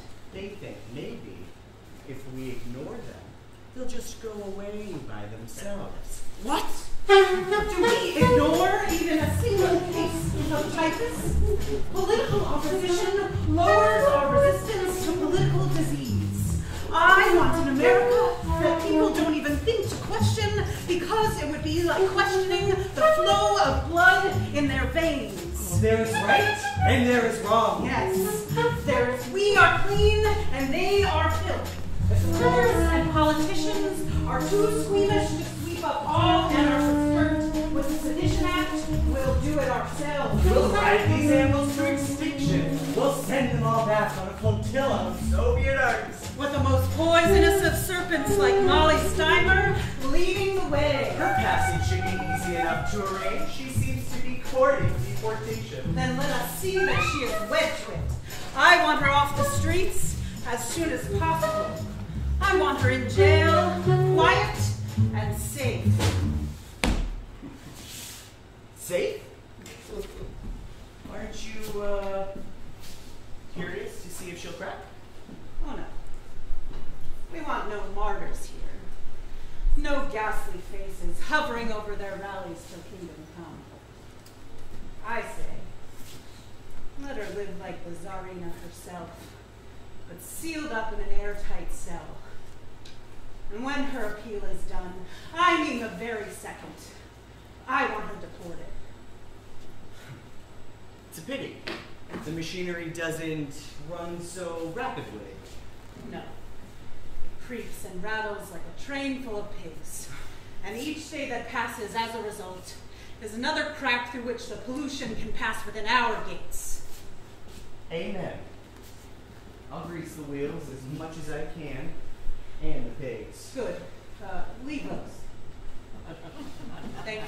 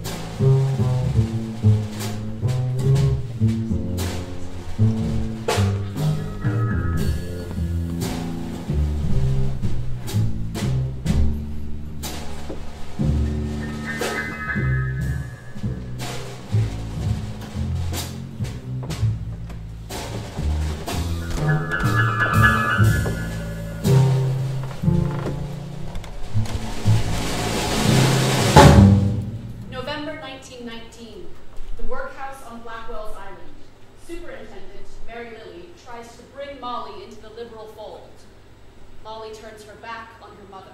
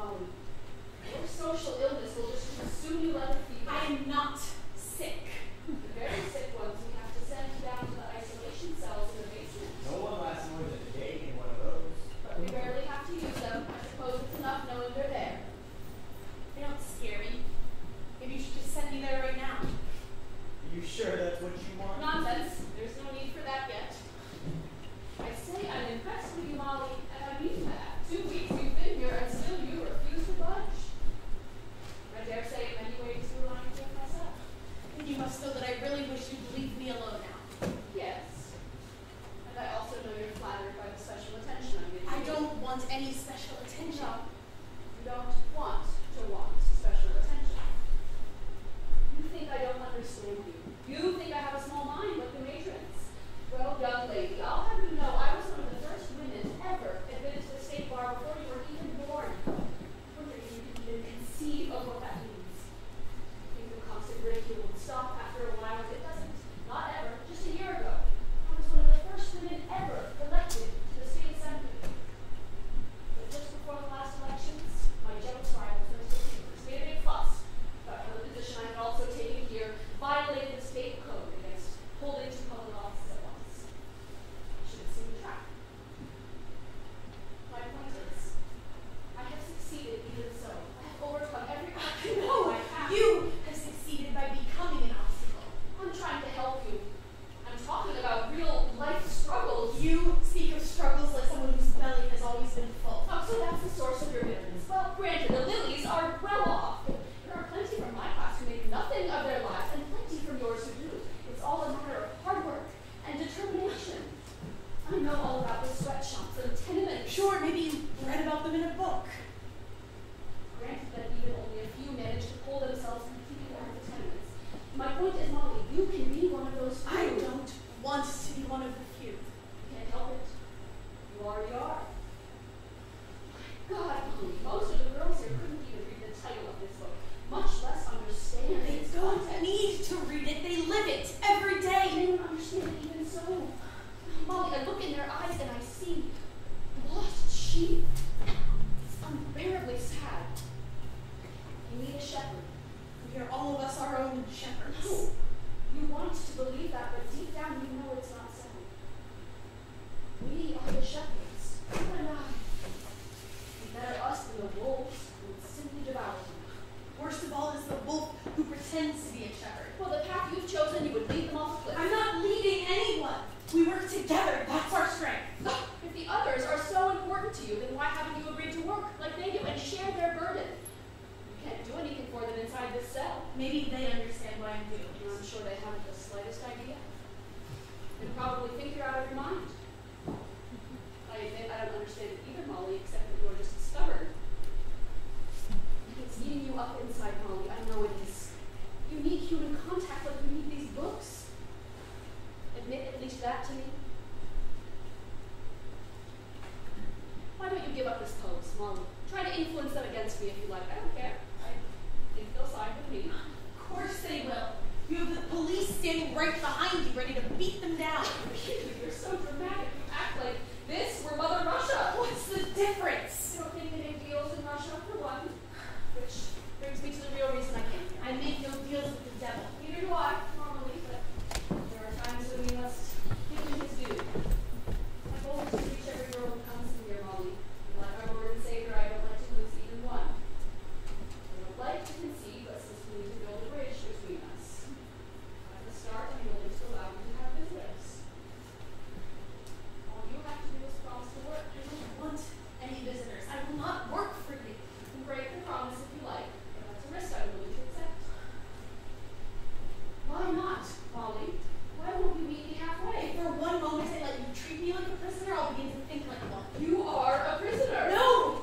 I'm a human being. Which is exactly why you need visitors, Molly. We all do, or else we shrivel up inside. You have one, right now. Just outside. What?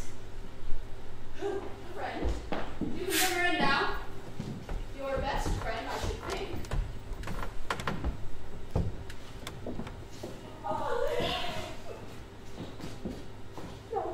No.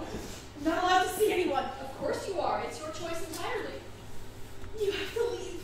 She said it's far nice to you. No.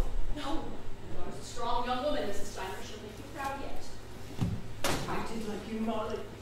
I came here by myself and demanded to see Mrs. Lily and wouldn't go away. Such a fuss I made, didn't I? And then they took me inside. I was so surprised. And then they said I could see you, and that you could even get a pass to come to the memorial next week for Papa and Yosef. And because you couldn't be there before, already still here. I didn't even have to beg. She took pity right away.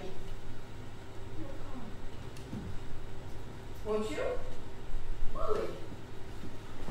I don't understand. Why doesn't she talk? I don't know. All she has to do is promise to obey the rules from now on, and I'll leave you two alone. Please. Please go home. Mollie. Promise what she asks. What will it hurt? Turn around and look at your mother, standing right here pleading with you. No. Don't think of me. What for your brothers and your sisters? They're so young. It's all so much change. They're so afraid. Always they ask, when will you come home? I have no mother.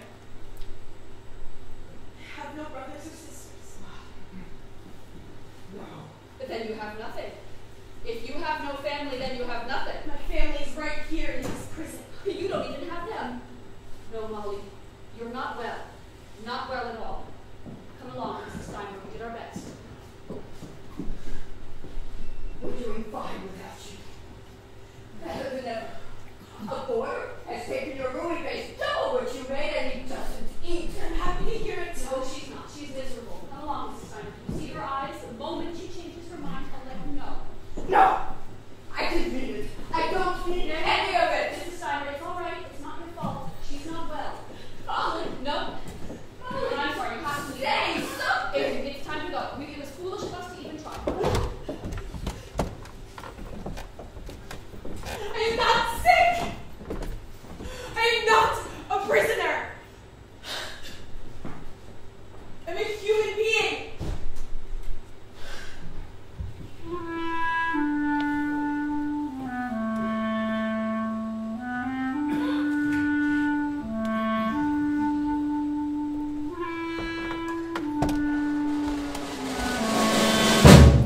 Thanksgiving Day, 1919.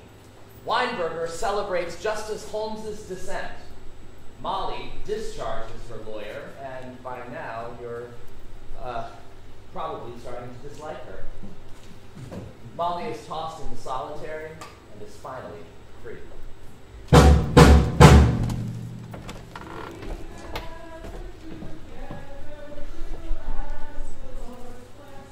This has nothing to do with your rules. She refuses to work. I have a right to see my client. I suggest you take it up with the Commissioner of Corrections. He supports me. She throws your letters away! Mr. Weinberger, no. The cells are off limits. Guards! Hello, Mollie. I saw one in her pocket and I almost got it. Miss Lily, I suggest you open this door. She's like a wild animal. She broke my glasses. She tore it up right in front of me! Or else I will slip the Commissioner and take this matter up with my friends at the time. Mr. Weinberger. And the Tribune. If you just listen to me for a moment, you can see there's no need for this fuss at all. Ex-Assemblywoman Lily, cited for abuse. The fact is, I was just going to invite Mollie to leave her cell today. Oh, really? Yes. Do you hear the girls? Does that sound like abuse to you? We have a little celebration every Thanksgiving. And for those who are battling me, I call a truce, like our pilgrim fathers offered the savages. Hello, Mollie. Yes, we've had our difficulties, and tomorrow, I suppose, our disputes will continue. But this is a great Thanksgiving Day, and I want to show you that we Americans are a great free people. You are a great big hypocrite. And that I forgive you your trespasses. I don't want or need your forgiveness. You have it, in any case, as you do all privileges for this one day. You're free to join the others, as you like.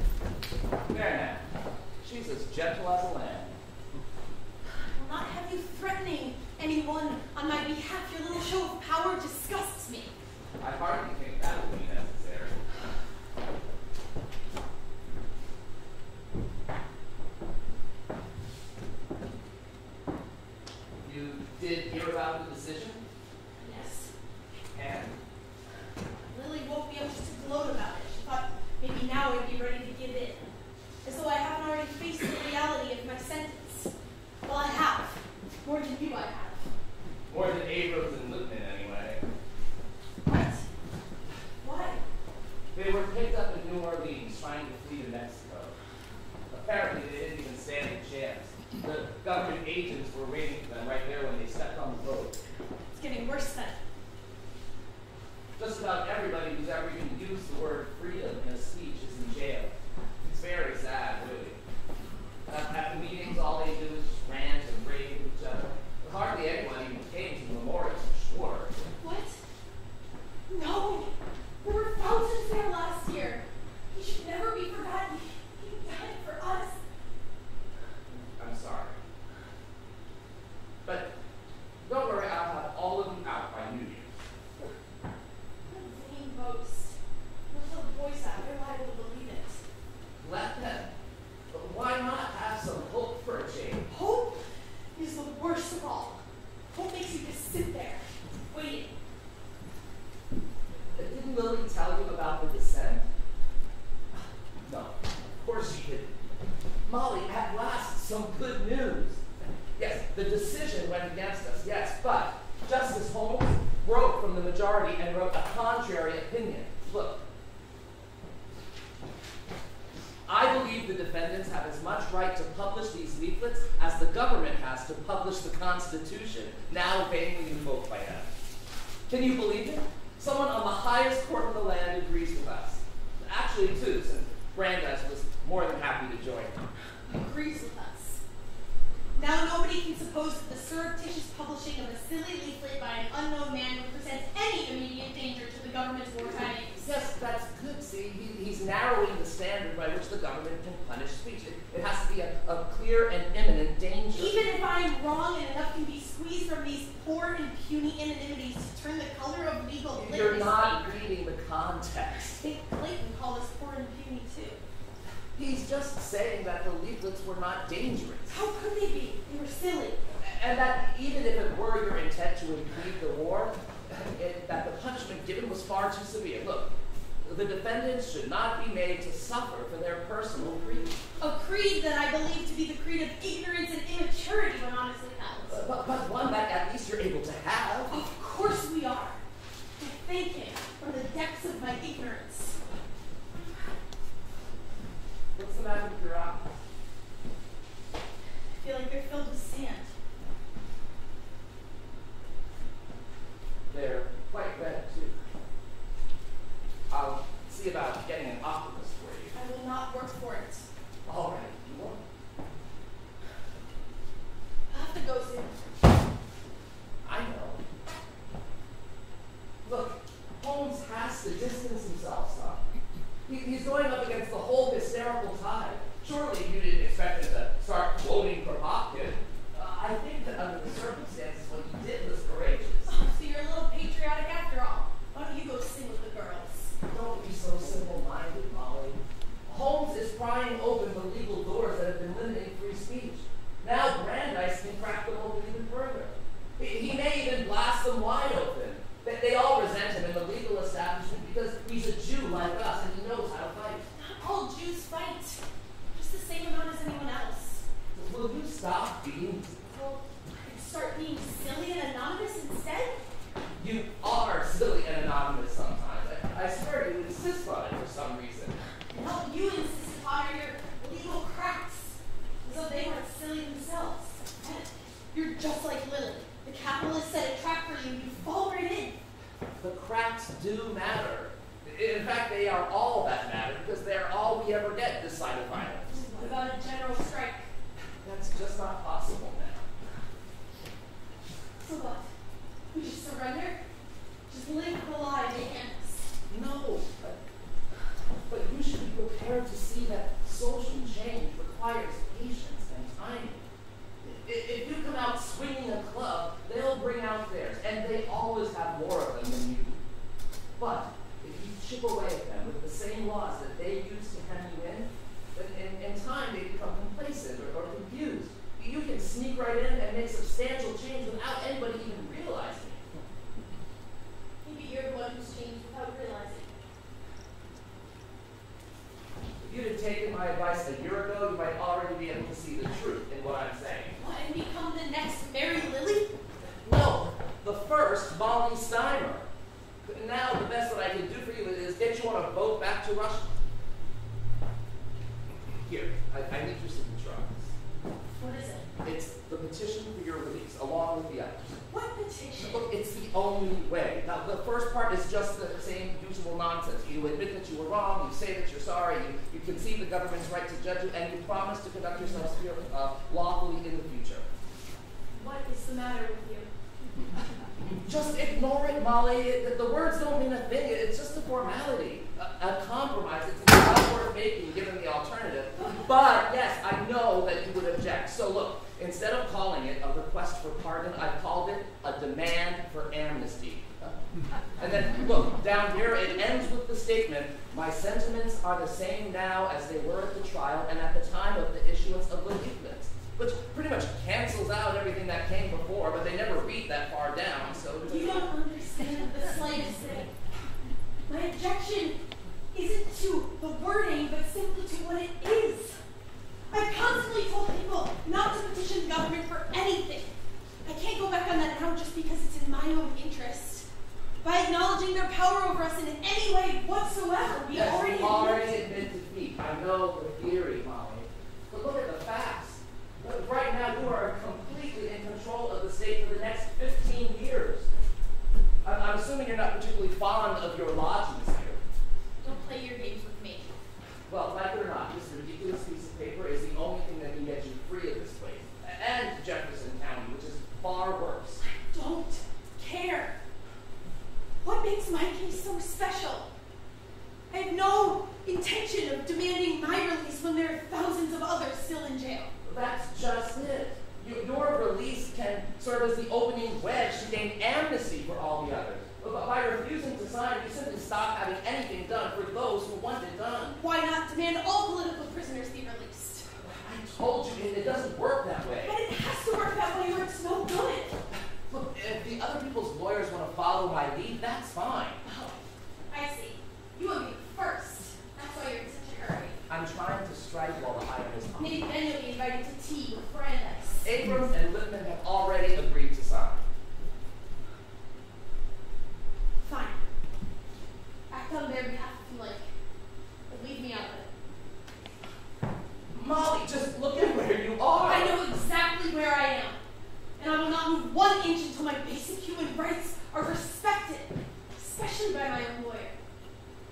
How can you say that to me? How?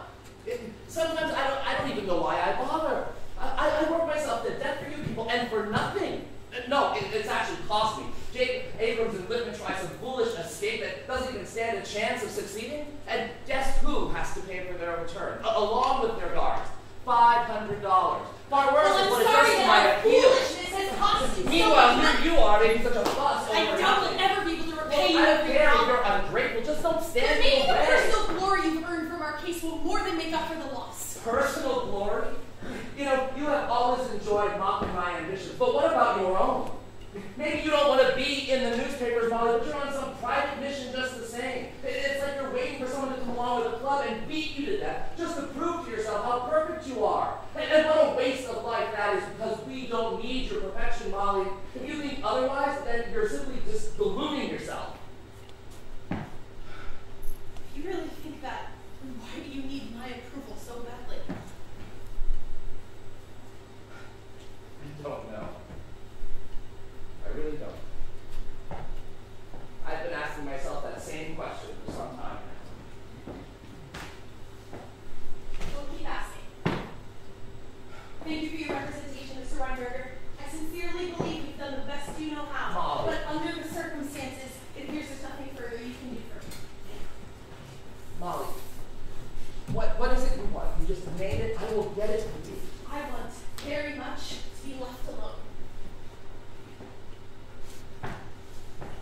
This is the end. I'll only get in a way. I'll just leave this here. No, take it. I don't want it. Okay? Fine.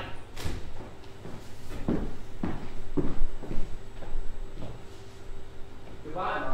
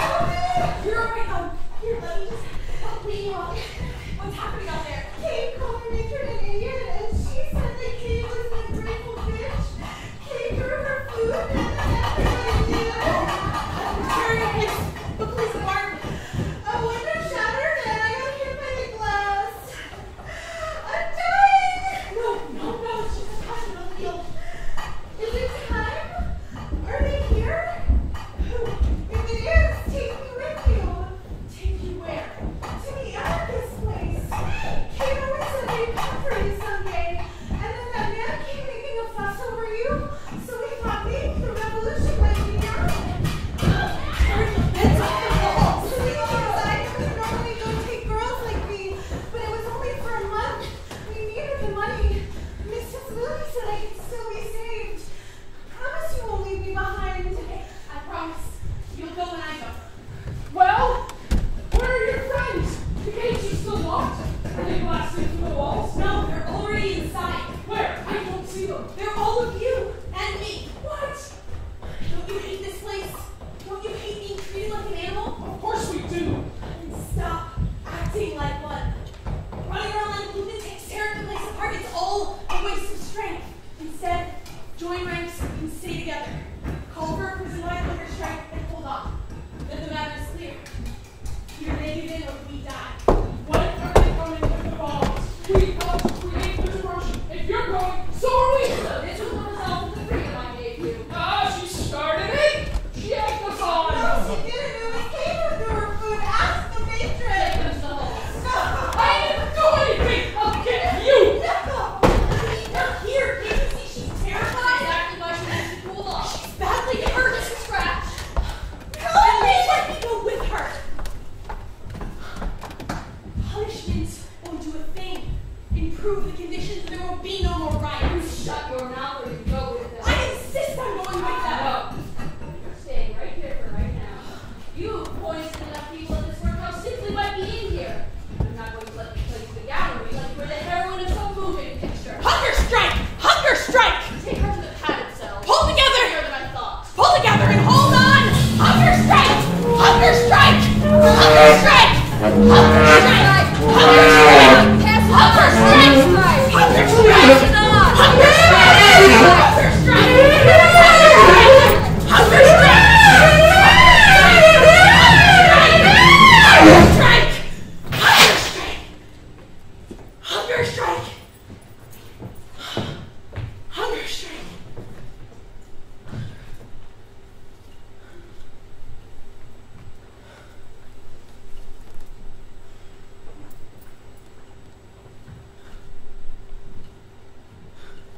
Free.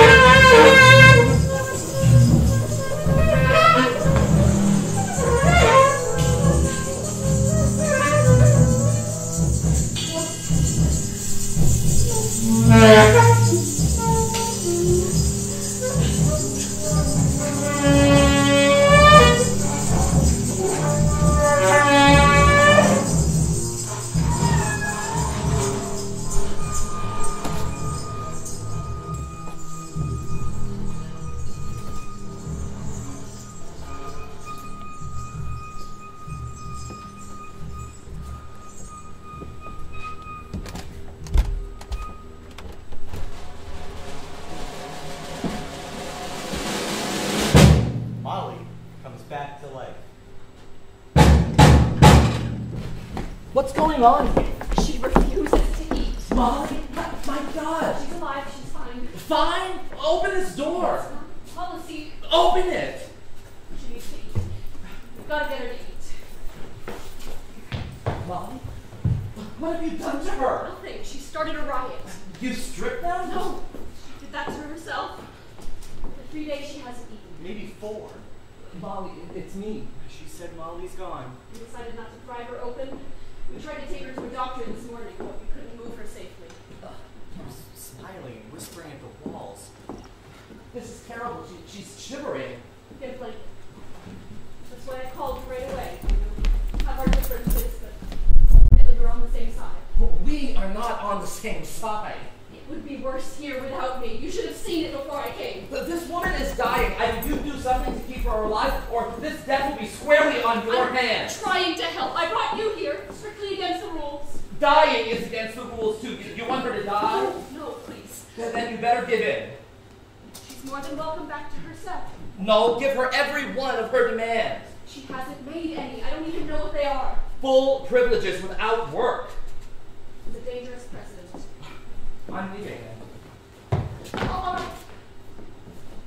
All right. She can have whatever she wants. Just get her to eat. Go get a doctor. Leave us alone. He's not in today. Now! Couldn't she just follow the rules?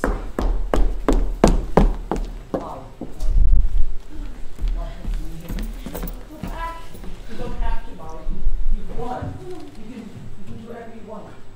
Yes, you can. Within these walls, you can. Harry. Yes, I'm here. Your eyes are on fire. Good for you.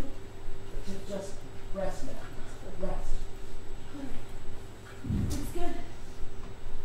I'll stay. Mom, are you hungry? You can eat whatever you want. I'm fed to the teeth. Mom, you don't have to work. You've won. I know.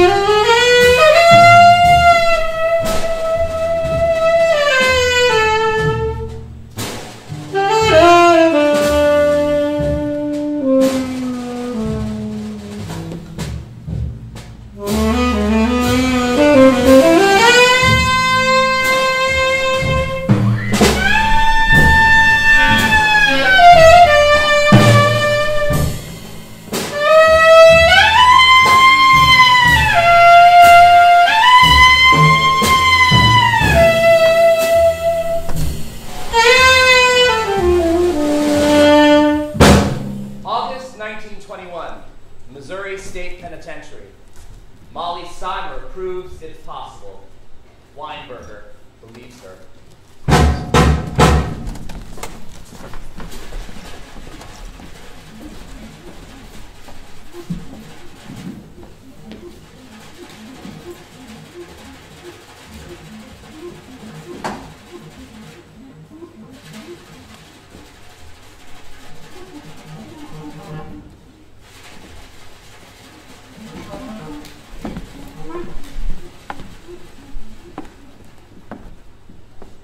Molly? Harry, what brings you to Missouri? My client, among other things. Great.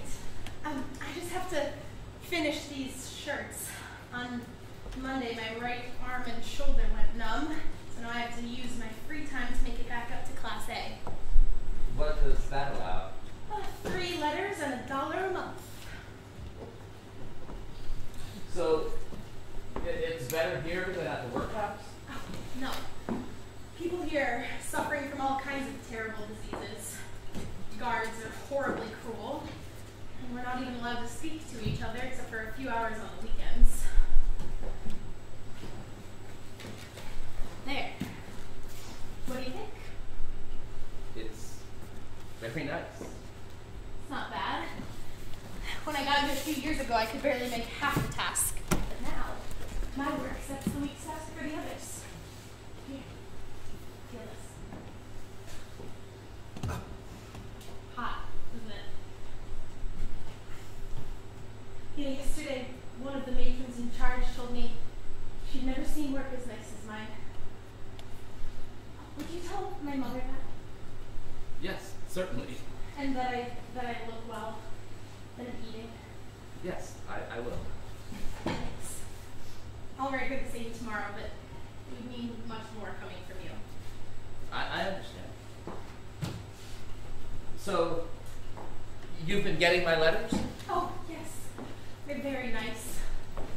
Oh, that's right. You said in your last one that you'd be visiting soon. Let's make it mid-August then. Tomorrow, it will make exactly 3 years since your arrest. Feels more like 300. I know. Again, I'm sorry about the delay, the amnesty. There's no need to apologize here. You know my mind on the matter.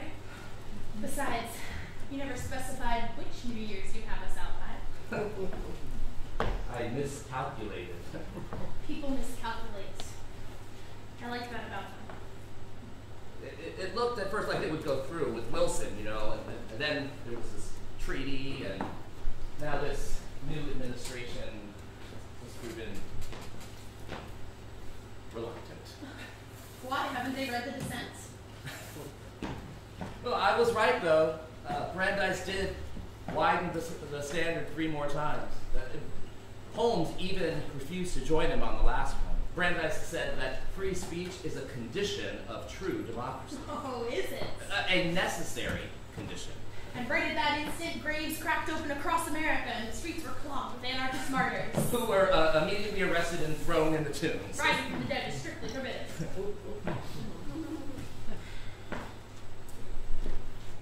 It's gotten worse out there, Molly. And really, it would make you sick. Everyone's nervous and afraid, or just resigned. I honestly don't think there will ever again be a serious challenge to tyranny in this country. Why are you laughing? I just don't know what you're talking about. Why? Never in my life have I felt such perfect joy as I do right now. I feel I could embrace the whole world. These walls would seem to make that somewhat difficult. No, not at all. There are no walls in here, Harry. Not one. Not unless we put them there ourselves because we're afraid to live without a country or without property or a family or personal glory. Or because we're afraid to live with them, like I was. Either way, once you tear down all those walls, there's nothing left inside but you and the rest of humanity, all together, like in one great, warm pool. And pure compassion. And who or what could ever beat that? Well, that's good. I mean, it's good that you haven't given up because it appears that your case will actually go through. The amnesty, deportation. That'll think. I mean, this time it really looks like it, but no promises. I know how you feel about the petition. The others have agreed to sign, but you can either sign or not, however you please. But I was thinking that maybe there's someplace other than Russia that you'd like to go. Things are very bad there now. Food is scarce, and anarchists are getting ruthlessly persecuted. And I was thinking I could maybe try for some other country, maybe Mexico. I'd like your opinion on this. Thank you, Harry, for the choice.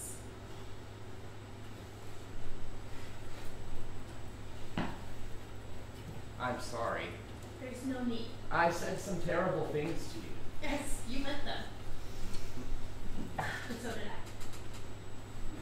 Yes, but I was wrong. You know, it's good you came here today.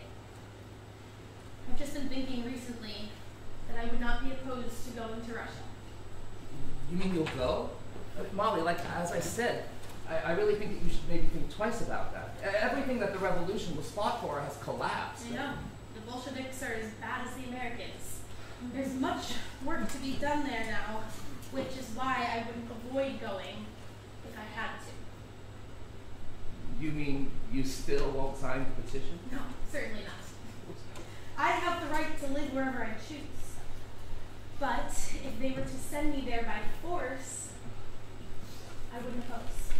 I don't think anyone will stand in your way. No, neither do I. Oh, but I can't go anytime soon. Train workers are organizing a strike at the end of the month, and I will not ride on any scab trains. You won't have to. Oh, and make the government pay for our passage. Don't you foot the bill. Harry. Well, here we are. Class A. It's very nice. Well, it's not perfect, but it'll do. Yeah, there's no reason to give up hope, Harry. Our dream is not just possible, it is. It's right here. I believe you.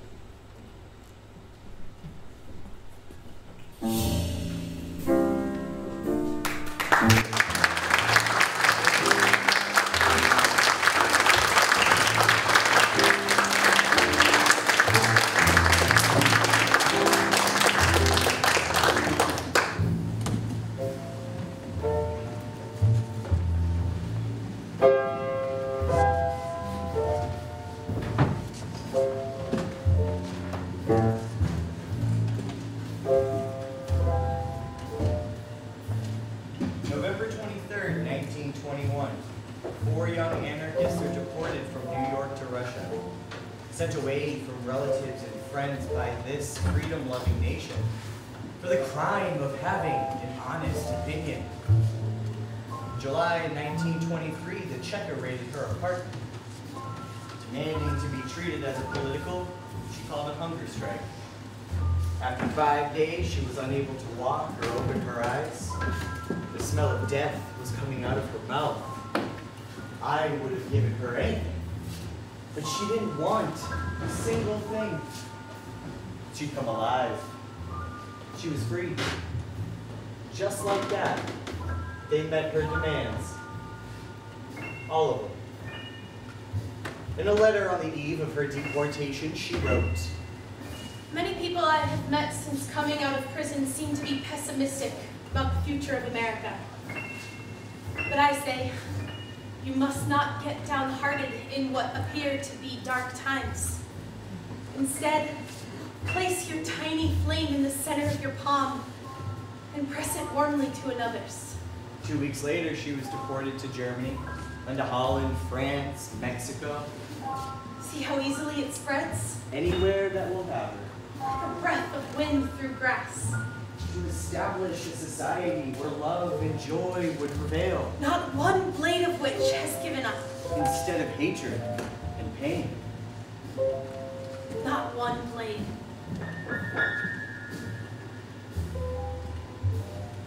Thank you.